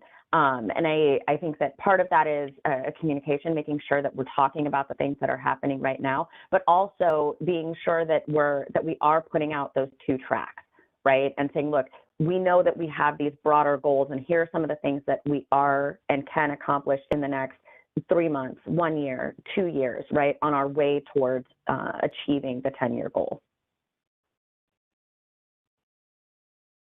Yeah, absolutely. Yeah, really good points. And what we hope to do. Awesome, thanks. Director Indalcio has a raised hand. Thank you. As we talk about the climate change, I was thinking, and this is just a suggestion, we should identify some of the SDGs, which is the Sustainable Development Goals, go through 10 of them, identify 3 and 4 that we can actually quantify at a later date. And secondly, and this is just not for the RTA, but for the service boards, right now there's a huge push for diversity and inclusion. What are our goals to ensure, or to be stewardship, to make sure that throughout the service boards, contracts are being given opportunities for women-owned business enterprises, minority business enterprises, because that's all part about being sustainable, and so that's some of my recommendations. Thank you. Yeah, I appreciate both of those points. I agree the Sustainable Development Goals are a good place to look for some climate change goals for ourselves. Absolutely. And to your second point, well heard, well received. My hope is that also by applying equity across all of our outcomes, that we will have a conversation about equity in every one of those areas, and not just, not to belittle what you're saying, because I think absolutely we can and should talk about that, but to extend it even further and say, how do we consider it in capital when we talk about development in communities, when we talk about climate change, when we talk about connectedness, and really genuinely include it in the conversations that we're going to be having. Thank you for that. Thank you. One moment, Jessica. I see no additional hands at the moment. Oh, I'm sorry, Director Ross has a hand raised.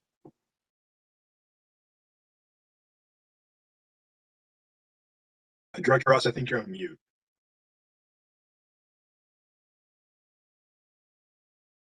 Sorry, I forgot to unmute myself.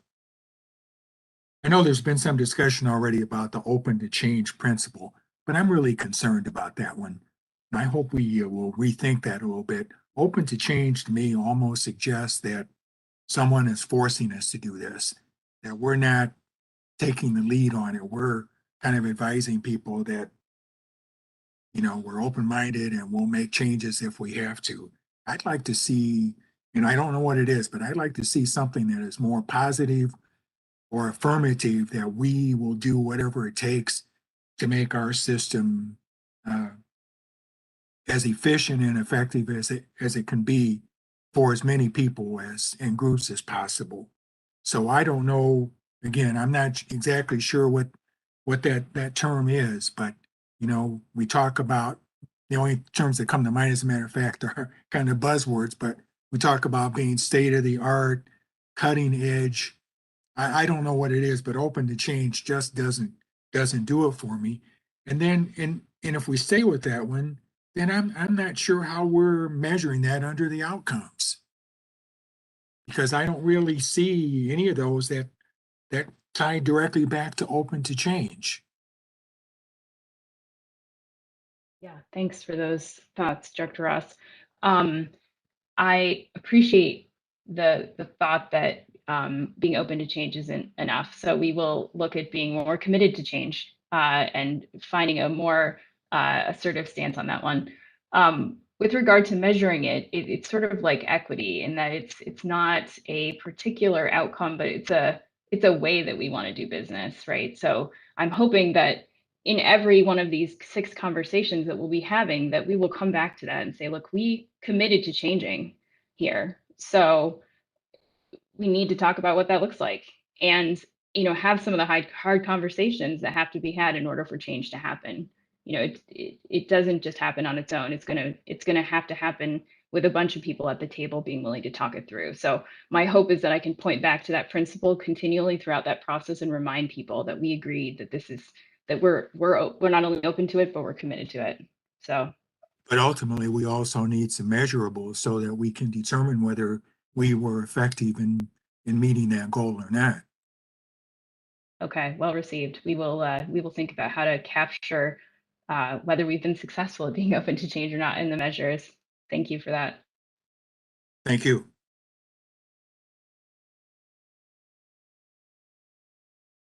Jessica, no additional hands at this time. Okay, thank you again for all of this input. We will continue to take input on this from all of you. So if you need some more time to think it over and to really coalesce your thoughts, please do let us know. Meanwhile, I will hand it off to Tina to talk about public input. Thank you, Jessica. You can move it to the next slide, please. Hi, I'm Tina Smith, Director of Communications. So presentation of our initial engagement and sharing the emerging vision marks a significant milestone for this project. But as we stressed from the beginning, we'll seek input through every step of the strategic plan's development from here through adoption. To ensure we hear back from close and new audiences on this vision, principle, and outcomes, we've created a short document that lays these points out and links to a short questionnaire to solicit feedback. The document, An Emerging Vision for the Chicago Region's Transit System, will be posted on our website, shared through our blog and social media starting today, and we'll take comment through March 11th. It's a short 22-day public comment period, and you'll also see it tomorrow in our biweekly newsletter. I encourage each of you to share these items with your constituencies and via your own social media accounts if you see fit. If you need any assistance with that, please don't hesitate to reach out to me directly. Next slide, please. So our initial engagement efforts have resulted in a more than 300% increase in subscribers to our newsletter, the Regional Transit Update. Over the last 6 months, all of our external communication channels have seen more followers and more interaction because of interest in this plan and its outcomes. Building on this momentum and knowing that we have a lot to learn and a lot to do, we want to reach back out to those who said they wanted to be involved and make sure they're aware of how we're using their input, as well as continuously letting new audiences know about the plan and how to be involved in it. Using a promotional toolkit, we're going to ask our partners at the service boards, other local government agencies within the transportation advocacy community to share the emerging vision and questionnaire so that we continue to hone the vision, principles, and outcomes so that we can grow the audience of people who are invested in the process. Our goal is to treat this and all the engagement we do for this plan as more than just a chance for public comment, but as an opportunity to reinforce the relationships we've built in early engagement and continue to build new ones. Next slide. I want to bring us back to the timeline to conclude the presentation and highlight a few future points where we'll be leveraging regional partners and when we will be coming back to you for more input and action. To ensure a cohesive regional response and alignment on issues impacting transit, we'll continue to work closely with the Chicago Metropolitan Agency for Planning, or CMAP, on their ongoing mobility recovery work and the update to the region's long-term comprehensive plan onto 2050, which will be released as a draft this summer and considered for adoption in October. As we engage working groups this spring to focus on specific goals and measures, we will continue to seek out and collaborate with regional planners and partners to ensure our strategies and recommendations are in sync with other ongoing work and always reflective of the needs of the diverse constituency of riders that we serve. With your input, as well as the public's, staff will continue refining the vision and providing a summary of the feedback and changes back to you at your March meeting. Each month after that, we will continue to update you on progress and seek your input, with our next significant milestone being the presentation of the draft plan in late fall. That concludes our presentation, and I or any of the other presenters are happy to take questions on the emerging content, the process we've described, or the next steps. Thank you.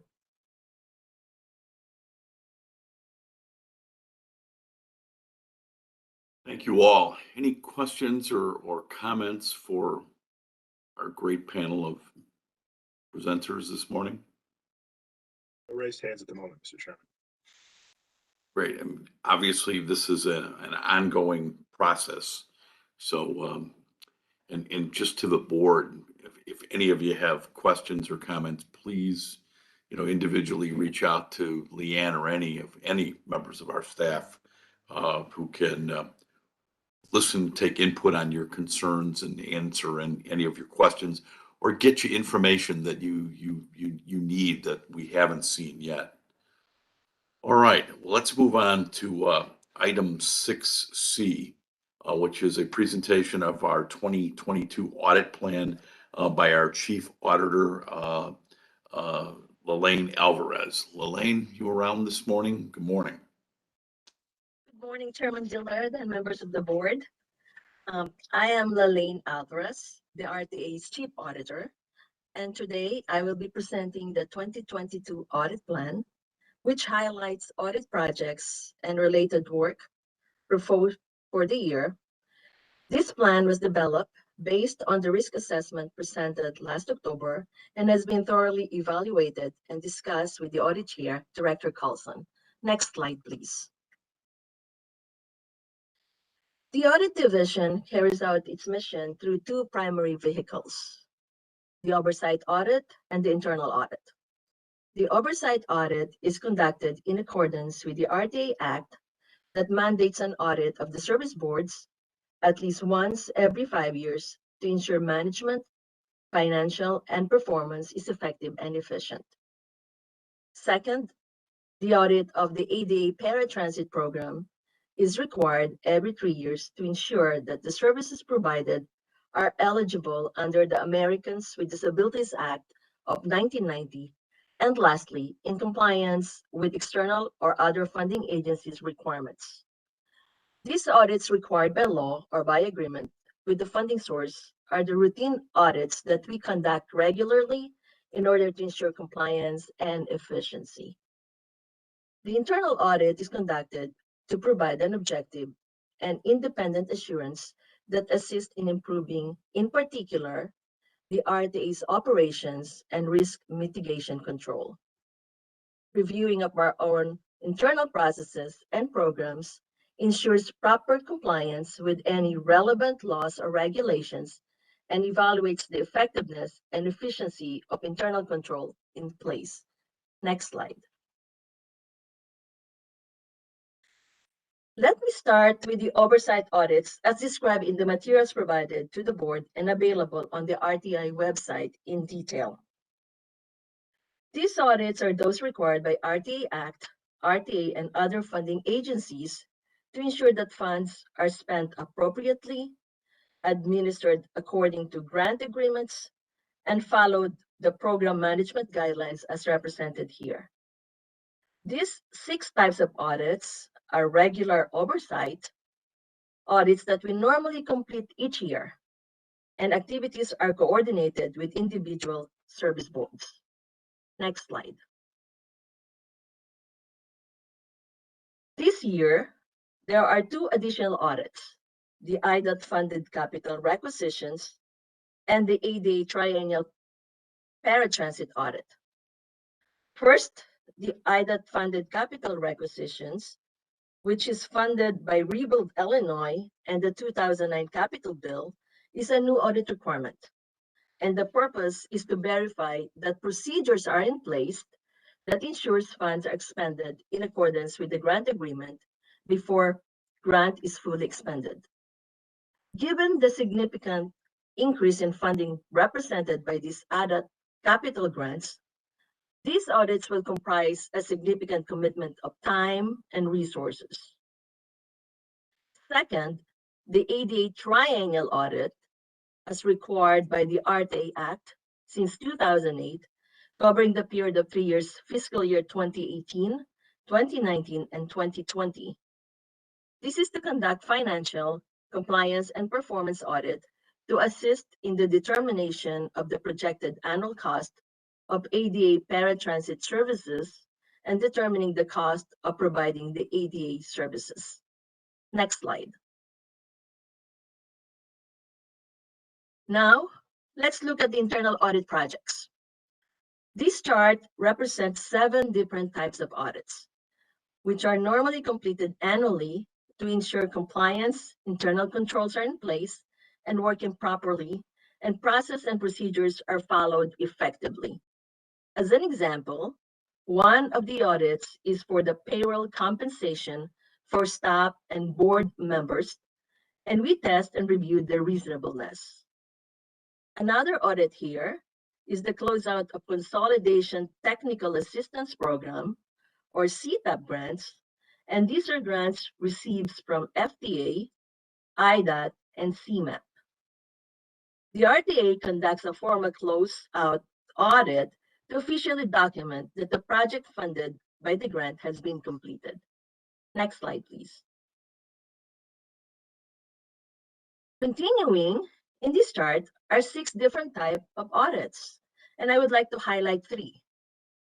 The audit of HR COVID-19 FMLA and absence impact, the personally identifiable information or PII protection, and cybersecurity. First, the HR COVID-19 impact audit will be directed to evaluate and quantify the effect of COVID-19 pandemic on FMLA usage, health, and welfare programs for employees.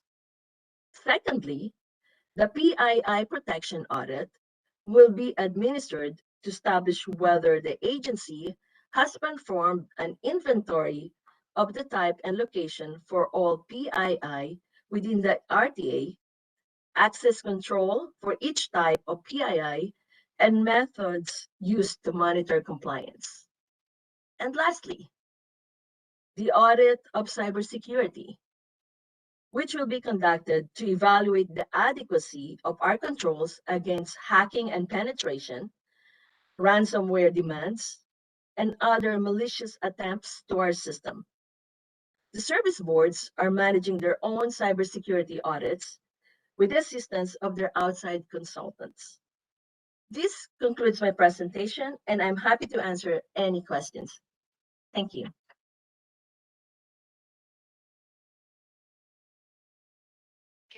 Thanks, Elaine. Any questions, comments from the board? Mr. Chairman, I see no raised hands at the moment. All right. Thank you very much, Rez. We'll go on to 6D, which is the presentation of the 2022 Community Program of Projects. Michael, you with us this morning? Yes, I sure am. Good morning. Morning. Yes, I sure am. Thank you. Sorry about that. Good morning, Mr. Chairman, members of the board. Michael Horsting, I'm RTA's Manager of Local Planning. And this morning I will be sharing with you some information about the community planning program and our recent call for projects. But first, I thought we'd take just a little bit of time to cover the background of the program and other information. We go to the next slide, please. So the RTA has been involved in community planning in planning communities around public transportation and encouraging transit supportive land use for 24 years now, since the late 90s. By providing local governments with technical assistance to complete plans, as well as support to implement those plans, the work of the RTA's community planning program has encouraged municipalities in the region to develop walkable, more sustainable communities near transit stations and along transit corridors. Doing so leads to more places for people to live and work near transit, which in turn helps the RTA meet its strategic goals of building on the strengths of the transit system and keeping transit competitive. The community planning program and its projects are managed by the RTA's local planning team, who have continuously adapted the program to address applicant needs and to respond to new planning topics for municipalities and transit providers. Changes over time include adding various forms of implementation assistance, launching the Access to Transit program related to implementation, focusing on equity, and more recently, supporting COVID recovery. Next slide, please. We recently completed an annual report that serves as a summary of previous project awards and recent activities related to the RTA's community planning program and the Access to Transit program. This report is an online story map, which is interactive and allows the reader to scroll and click through visuals, maps, and text that all come together to tell the story of the previous year's successes. And we'd like to do just a brief demonstration of that story map with you now.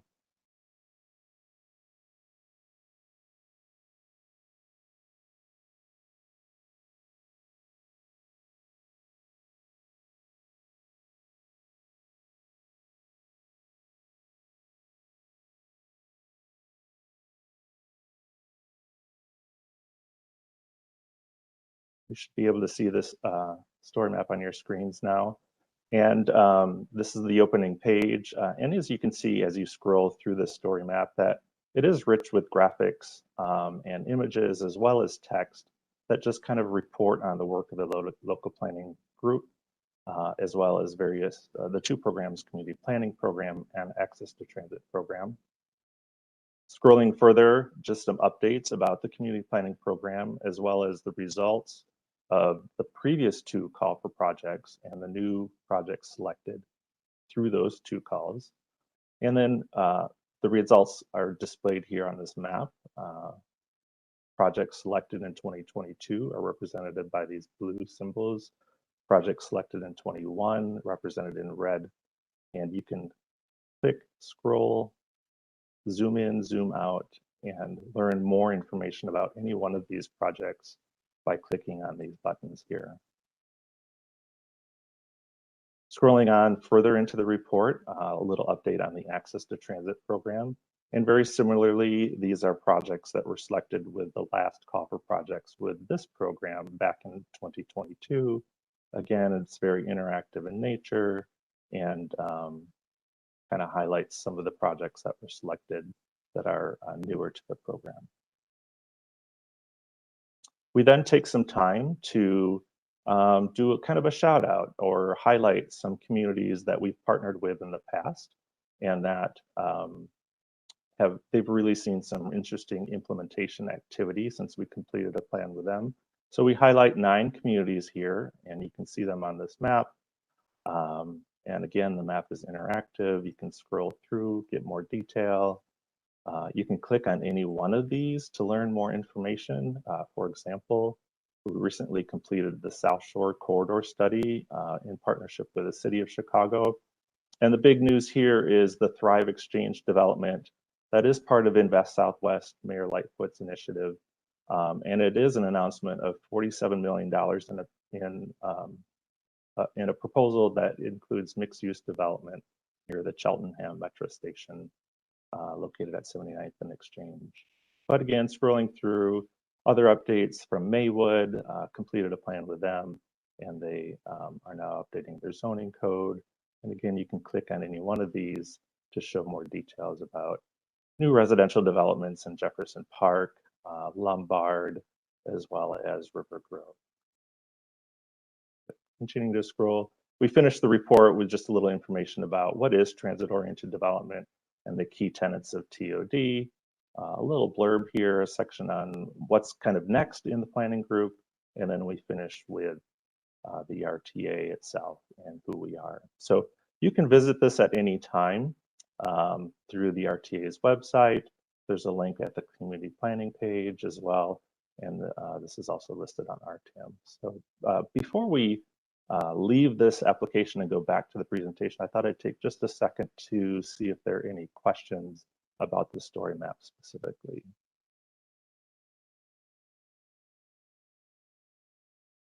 See no hands raised at this time. Jeremy. So I'll stop this now. We'll go back to that presentation if we can.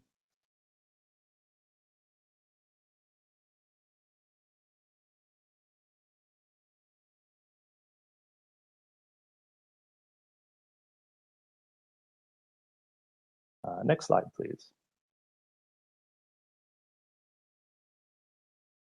So this year's Call for Projects was structured in a way to ensure that selected projects will advance the goals of the region's transit strategic plan, currently Invest in Transit. First, to deliver value on our transit investments, we offer technical assistance to local municipalities that will allow them to leverage existing transit infrastructure and transit services in their communities to plan for and implement transit supportive land uses, more employment near transit, and higher density infill development with accessible and affordable housing, all centered on their transit investments. Secondly, to build on the strengths of our transit network, we offer technical assistance that will influence roadway design decisions to provide bus priority on roadways, enhance transit stop amenities, and will increase pedestrian and bicyclist access to bus stops. And third, to stay competitive, we offered projects to municipalities that help shape policy and take actions that continues their focus on transit being the backbone of their transportation network. Planning to maintain and improve access at the end of transit trips, planning for dedicated curb space, first and last mile mobility services at stations are all just practical ways to remain competitive. It is changing transportation market. Next slide, please. Staff also established 4 priorities through this call for projects from which to base application selections. We did prioritize technical assistance that will benefit disadvantaged populations by focusing on assistance to high-need municipalities, as well as to project areas and economically disconnected and disinvested areas. Secondly, we supported existing relationships with municipalities by offering implementation activities to previous planning project partners. Third, we prioritized assistance to emerging topics, challenges, and innovations that have been identified in our region. And finally, we sought to foster community empowerment by ensuring that projects selected can have a robust and inclusive engagement process that ensures all voices in the community will be heard during any planning process. Next slide, please. So this year, projects offered through the program's call for projects really fell into 2 categories, those that develop a new plan and those that implement a plan. Under planning, transit-oriented development plans were offered, once again, to create a vision for compact development styles with a mixture of land uses, high-quality walking environments, and accessing transit. Corridor plans identified ways to attract more people to travel a corridor using transit instead of perhaps an automobile, and by strategizing to improve access to transit for people walking or using a bicycle. Neighborhood mobility plans help municipalities identify very specific infrastructure improvements for bicyclists and pedestrians, and curb management studies explore the use of curb space in transit-served areas and create recommendations to better manage the growing and sometimes competing needs for curb space while prioritizing bus and rail access. But realizing that implementing the vision created in the plan is often a difficult task, especially at the local municipal level, the RTA provides various types of implementation assistance that support a number of frequent plan recommendations, such as updating a municipal zoning code, establishing a funding district, or pairing municipalities with volunteers from the private development community who offer real-world feedback to applicants on their economic development strategies near transit. Next slide, please. So this year's Call for Projects was held back in October 8 through 28, once again in partnership with CMAP. We received 16 applications from assistants, and RTA staff reviewed and researched each application, interviewed the applicants, discussed the applications with various municipal departments, and solicited feedback on each application, not only from the service boards, but also from other partnering agencies in the region. Applications were evaluated based on their alignment with Invest in Transit, the feasibility of the proposed project, and really the applicant's ability to partner with us to complete the work. Next slide, please. So with that, after reviewing each application, staff selected these 7 projects to be included in the 2022 program. They include 3 TOD plans, 1 each in the villages of Homewood, LaGrange, and Richton Park, 2 corridor studies, 1 in partnership with PACE and the far south suburbs along the far south Halsted Street corridor, and another corridor study in partnership with the village of Sauk Village. And then 2 developer discussion panels, one in the village of Cary, the other in the town of Cicero. The total preliminary budget for all seven of these projects is $822,000, which is comprised of $708,000 in RTA funds and the remaining $114,000 in local match from the applicants. I mentioned earlier, one of our priorities was to provide funding and assistance to high-need communities, and with these selections, 70% of the RTA's funding and assistance is going to support high-need communities in our region.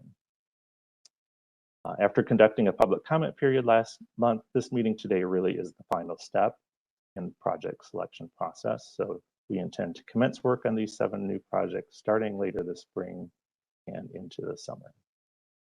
Next slide, please. So this does conclude our presentation for this morning. I'll welcome any comments or questions that you might have at this point. Thank you, Michael. Any questions or comments from the board? Mr. Chairman, I see no raised hands at the moment. Okay, great. Thank you, Michael, very much. Really appreciate it.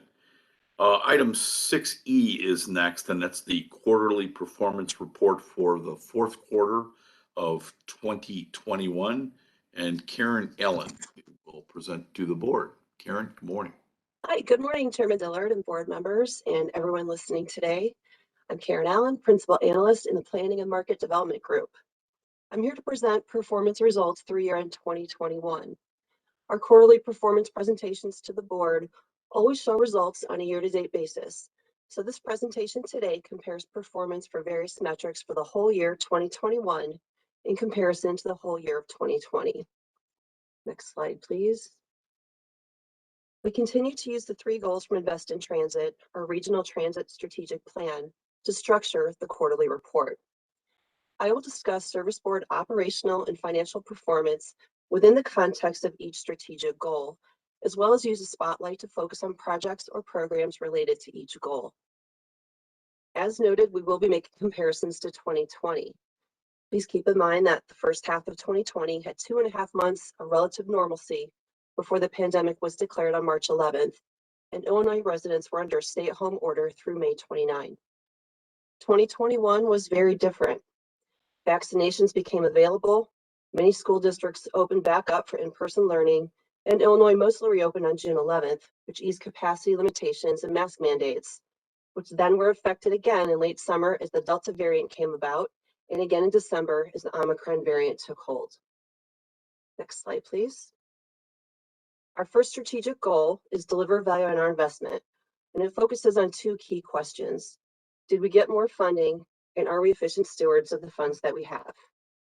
Next slide. For this goal, we monitor progress by tracking capital and operating funding and expenditures. Looking at annual results, capital funding decreased by $602 million from 2020. This decrease reflects that the majority of Rebuild Illinois bond funds were programmed in 2020, which we've noted in prior presentations. Year-to-date capital expenditures of $1.1 billion was a 2% decrease from 2020, a difference of $17 million. The system-wide operating cost per passenger trip of $11.68 was 1.2% higher compared to 2020, and the fare revenue per passenger trip of $1.54 was 1 cent higher compared to 2020. Over the course of the year, we've seen a fairly steady decrease in operating costs per trip as ridership improved, as well as a steady increase in fare revenue per trip, with some dips again as Delta and Omicron variants took hold. Next slide, please. For the first spotlight, I will focus on capital expenditures. One of the performance measures that was integrated into the new performance-based capital programming approach is the average age of funds, which tells us how proficient our service boards are at spending money they receive for capital projects. Along with the service boards, we've set a goal that funds on average should be 2.5 years old or less. As some background, we came to this conclusion because the goal is to see that funds are used within a 5-year time frame for most projects. As a general rule, the project life cycle has design in years 1 and 2, construction in years 2 to 4, and a closeout toward the end of the 5-year period. Our capital staff has been diligently working with the service boards to draw down older funds that have been on the books in order to more efficiently and effectively manage the funds that we have, which is in line with our first strategic goal. As you can see in this chart, all three service boards have successfully reduced the average age of funds by using up older funds. Furthermore, the average age of funds has declined as new funds become available from both the Rebuild Illinois and PAYGO funding sources. This shows that our efforts to find new capital have been successful and will continue with the new federal funds in 2022 and beyond. Although 2021 presented some challenges resulting from available staffing for capital projects and supply chain issues, the amount of spend was just slightly down, but consistent to the prior year. As noted, when new funding is received, the service boards need some time to design their projects. Many of the new funds are at this stage. We're expecting spending to pick up significantly in the next few years as major construction projects progress. Next slide. Moving on, the second goal of Invest in Transit is build on the strengths of our network, where we ask the questions, did the region become more transit friendly, and are we focusing our limited resources wisely? Next slide. For this goal, we've been measuring vehicle revenue miles. We look at vehicle revenue miles, or the total miles that buses and rail cars travel while on revenue service, as it reflects the amount of service available to our riders. The year-over-year percent change for the last 10 years is noted above each bar. Vehicle revenue miles for 2021 was 0.6% higher compared to 2020, and over the 10-year time period reflected here, down 12%. Next slide. For our second spotlight, I'd like to talk about a new PACE pilot. Last year, we reported to you on our ADA innovation study, which recommended a consumer choice pilot which would build upon PACE's successful taxi access program, or TAP, by using TNCs in a suburban environment to offer a choice of same-day ADA service. We're pleased to report that PACE has moved quickly and began this type of partnership in DuPage County on January 31st. In this DuPage access pilot, registered ADA eligible passengers are able to book immediate or scheduled trips using Uber. The new option can be used within the DuPage complimentary ADA paratransit zone and is free to the user up to $30. In addition to providing an alternative service option, this pilot will help alleviate the challenges being experienced due to operator shortages. This is the newest addition to the region's TNC pilots, which have also included the RTA's last mile projects with Lyft in Oak Brook and Bannockburn and the Connect to Work program in Bedford Park. Next slide, please. The third goal is stay competitive, which asks the questions, are we providing the kind of service that people want to ride, and are they satisfied with it when they do? Next slide. For this goal, we track ridership as well as metrics related to speed and reliability. System-wide ridership for 2021 was 225.5 million, lower by 5.4 million compared to 2020, or 2.4%. The system-wide average speed was 14.8 miles per hour, which is a 1.3% increase from 2020. Annual on-time performance was 79.5% for CTA bus, which was down 3.8 percentage points, and up 1.5 percentage points for CTA rail at 58.4%. Metro reported lower on-time performance in 2021 by 1 percentage point, but exceeded its target of 95%. And PACE bus on-time performance was not available at this time. Next slide. I wanted to take a minute, provide you with an overview of ridership throughout the pandemic and 2021. The blue bars on this chart show ridership for each month of 2019 and give us an idea of what pre-pandemic ridership looked like. The orange line shows ridership for 2020. As you can see, 2020 actually started with ridership that exceeded what we had seen in 2019, because as you might remember, 2019 was a polar vortex year with unusually cold temperatures that negatively impacted ridership. So 2020 started off great, but of course on March 11th, the worldwide pandemic was declared and we saw ridership numbers plunge. 2021 ridership, as shown by the red line, has been consistently higher compared to 2020 since April, and has generally trended upward throughout the year with some dips in August and toward the end of the year, outperforming 2020, but still roughly half of what we saw in 2019.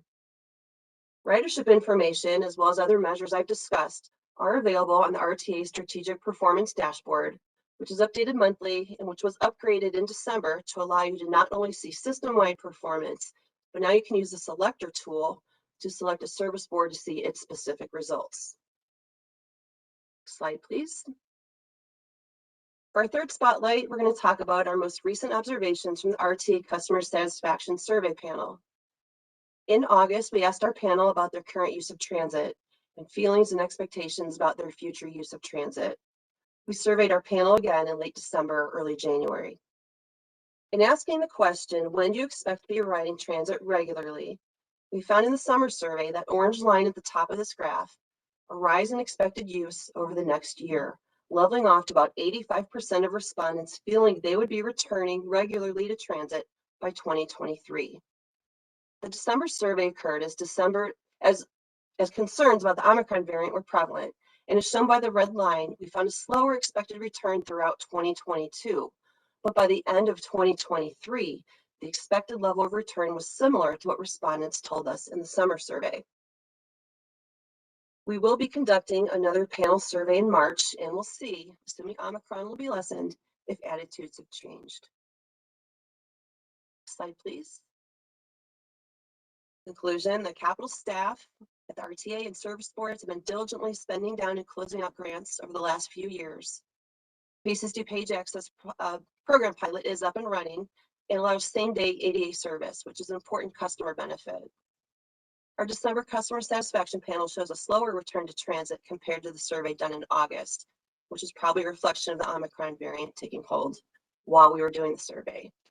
That concludes my presentation. I appreciate your time and attention and would be happy to take any questions. Thank you, Karen. Excellent presentation. Questions or comments from the board?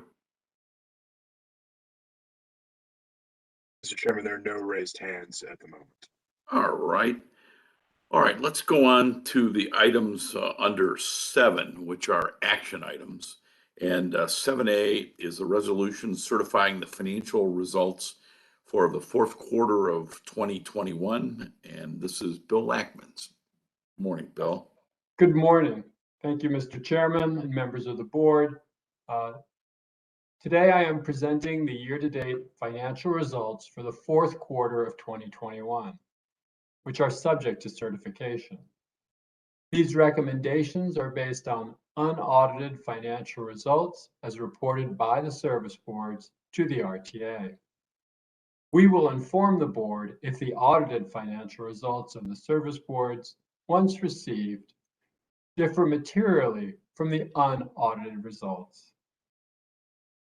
As we have mentioned throughout 2021, the combination of good expense performance and high sales tax receipts has constrained the service board's capacity to draw down federal relief funding, impacting both operating deficits and recovery ratios. Although the state has granted the RTA recovery ratio relief for the years 2021 through 2023, we will conclude 2021 with the recommendation that the CTA, Metra, PACE Suburban Service, and the region as a whole be found not in substantial accordance with budget. Next slide, please. The 2021 regional budget, shown by the dashed line on this slide, assumed that ridership would continue to recover to about 65% of pre-pandemic levels by year end. Ridership recovery stalled over the course of the fall months at about 47% of pre-pandemic levels, due in no small part to the emergence of COVID variants and the delay of return to work office plans. As a result, regional ridership finished the year 6.8% below budget and about 3% down from 2020, when there were 2.5 pre-pandemic months. Next slide, please. Lower than expected relief funding requisitions, driven by surging sales tax receipts, have dragged operating revenue almost 29% below budget through the fourth quarter, as shown by the red in this table. ADA paratransit revenue finished close to budget. Since ADA funding is a fixed amount for the year, the sales tax surge did not increase ADA paratransit funding and therefore does not limit the amount of federal relief funding, in this case, GRISA funding, that PACE can draw down for ADA paratransit fare revenue loss. Next slide, please. System-wide operating expenses through the fourth quarter were $150.7 million, or 5.2% favorable to the amended budget, with each service board reporting favorable results, as highlighted here in light blue. Metra and PACE expenses were more than 8% below budget for the year. Headcount and service restorations lagged those incorporated in the amended operating budgets adopted by the RTA board in May 2021. Next slide, please. The regional recovery ratio finished well below 50% for the year, again, solely due to slower than anticipated relief funding drawdowns, which dragged operating revenue lower. Through the fourth quarter, the service boards included a total of $339.1 million of federal relief funding in operating revenue, less than half of the more than $700 million that they had budgeted. The regional recovery ratio was 40.7%, with relief funding included, and 26.1% without it. In addition, each mainline service board's recovery ratio finished significantly unfavorable to budget, as you can see here in red. Next slide, please.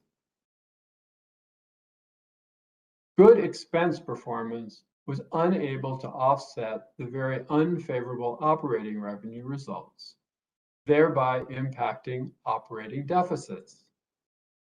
Due solely to lower than anticipated relief funding drawdowns, CTA, Metra, and PACE Suburban Service each reported unfavorable to budget results in excess of the substantial accordance guidance of 2.5%.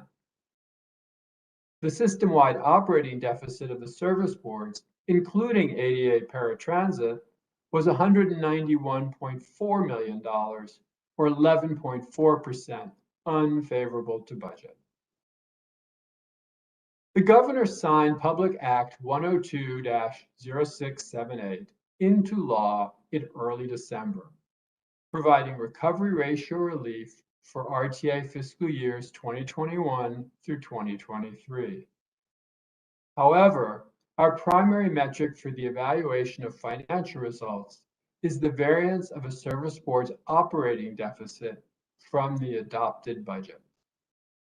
Those 2021 results shown on this slide continue to elicit a finding of not in substantial accordance with budget for CTA, Metra, PACE Suburban Service, and the region as a whole. This finding is due solely to the constraint on relief funding drawdowns to replace fare revenue. The service board's financial results relative to budget would otherwise be satisfactory. Therefore, no remedial action is required of the service boards in response to this determination. Accordingly, staff recommends that the financial results of the CTA, Metra, PACE Suburban Service, and the region as a whole through the fourth quarter of 2021 be found not in substantial accordance with the budget adopted by the RTA board on May 20th, 2021. Staff also recommends that the operating financial results of PACE ADA Paratransit be found in substantial accordance with budget. This recommended finding is identical to the third quarter finding. That concludes my remarks on the fourth quarter financial results, but I have a couple of more updates for the board. Next slide, please. The proposed 2022 Service Board budgets contain shortfalls which were mostly resolved with the American Rescue Plan, or ARP Act, allocations in early November. Because of the timing of those allocations, the adopted RTA regional budget included a provision to amend the RTA funding levels during the first quarter of 2022. After discussions internally and with the service boards, staff is proposing to move the funding amendment to the April board meeting. The primary reason is to finalize the 2021 sales tax base with the all-important December results to be received in mid-March. This in turn will enable the RTA staff to more accurately project 2022 through 2024 funding. The service boards will be required to respond to the funding amendment with revised budgets and two-year plans. The subsequent budget amendment in May should provide an all-important update to the expected longevity of the existing federal funding. Next slide, please. Finally, staff intends to take a new approach to our board presentations, beginning with the January 2022 financial results. Having relied on our current dashboard presentation format for more than a decade, we recognize the need for change. At the March meeting, we will propose a new reporting format with more varied representations of the financial results. Quarterly certifications are, of course, still a requirement of the RTA Act. While the format of the end of quarter presentations has yet to be determined, we have decided to make the first two monthly presentations of each quarter more illuminating. This approach will allow us to highlight a specific component of the financial results each month. To that end, we are asking for your input on financial topics that you would like to learn more about in 2022. We'd be happy to hear any ideas you may have today, after the board meeting, or as the year unfolds. And with that, Mr. Chairman, I will turn it back to you. I will turn it back over to you with a reminder that the proposed fourth quarter 2021 results require a vote. Thank you.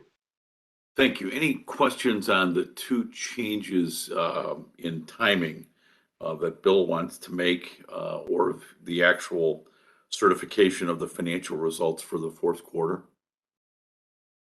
I see no hands raised at this moment, Mr. Chairman. Okay, if there's no comments or questions. Mr. Chairman, yes. I'm sorry. Director Melvin has a hand raised. Yeah. Morning, Chris.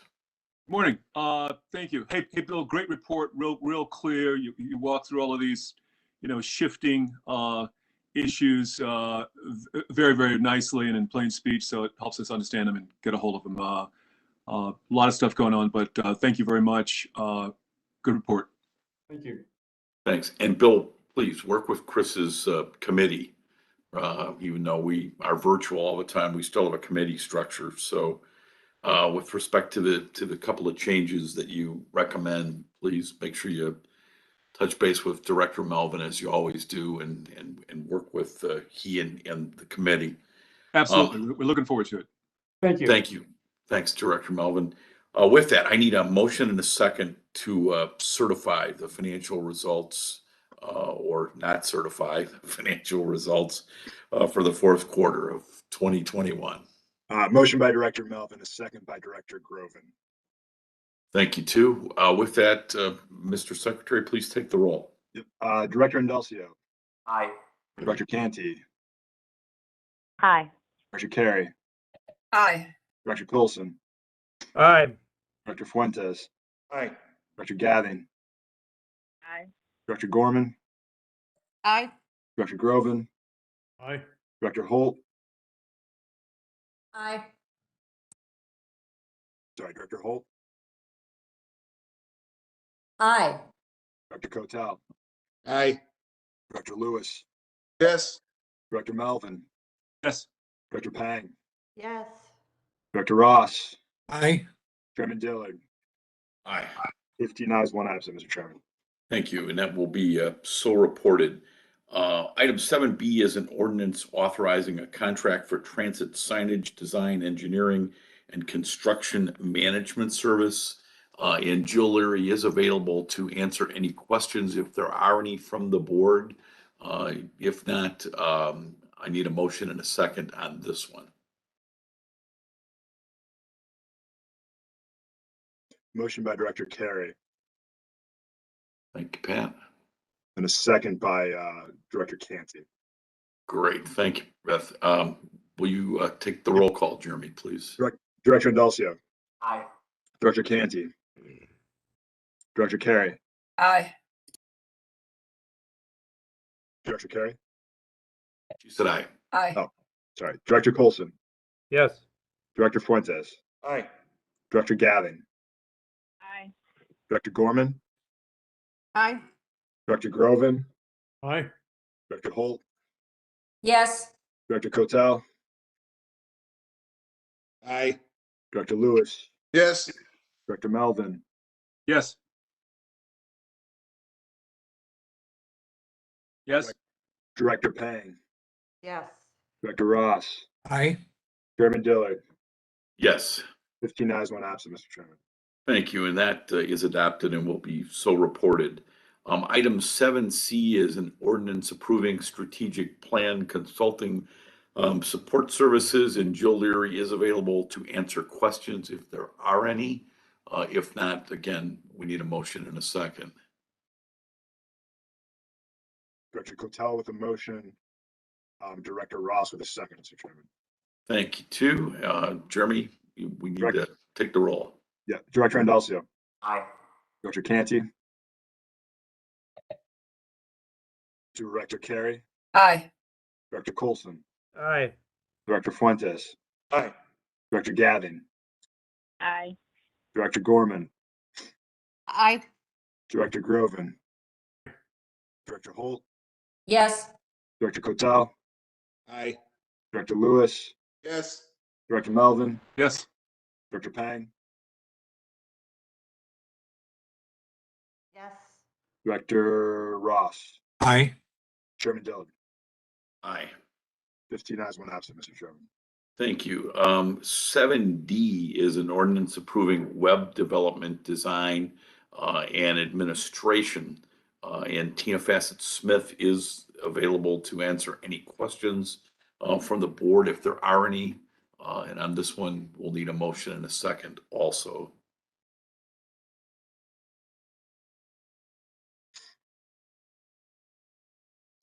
Director Carey with a motion, Director Gavin with a second. Thank you, too. With that, Mr. Secretary, please take the roll. Director Indulcio, Aye. Director Canty,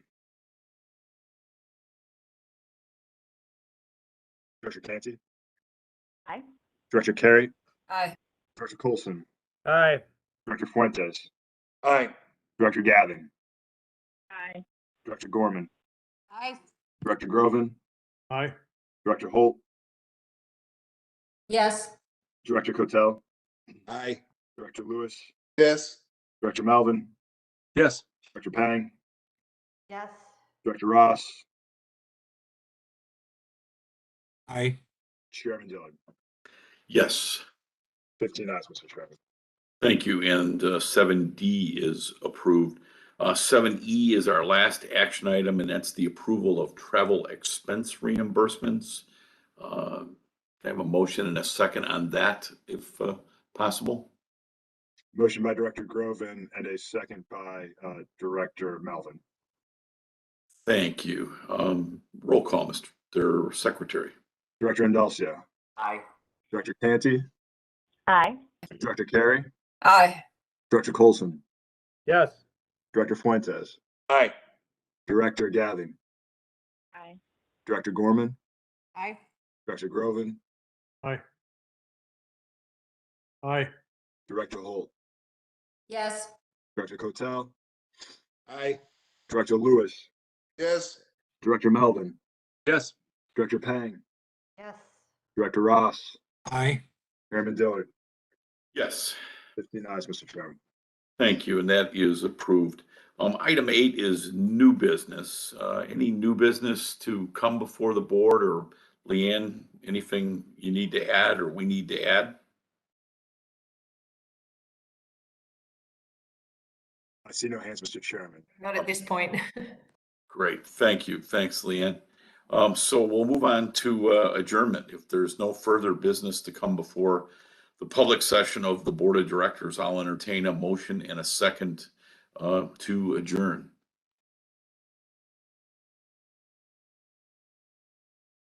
Sorry, a motion by Director Cotel, a second by Director Gorman. Thank you. Hearing the great Irish Elizabeth Duty Gorman, our next scheduled meeting is St. Patrick's Day, March 17th. So with that, all those in favor of adjourning signify by hitting the leave meeting button. But all those in favor say aye. Opposed, Aye. nay. The ayes have it. Thank you, everybody. It's great to see you all again.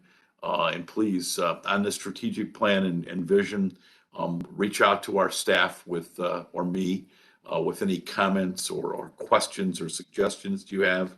And to the public, get us your specific, and I underscore specific, recommendations for our strategic vision going forward.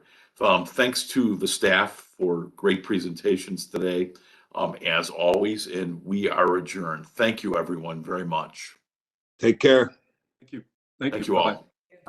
Bye-bye. Thanks.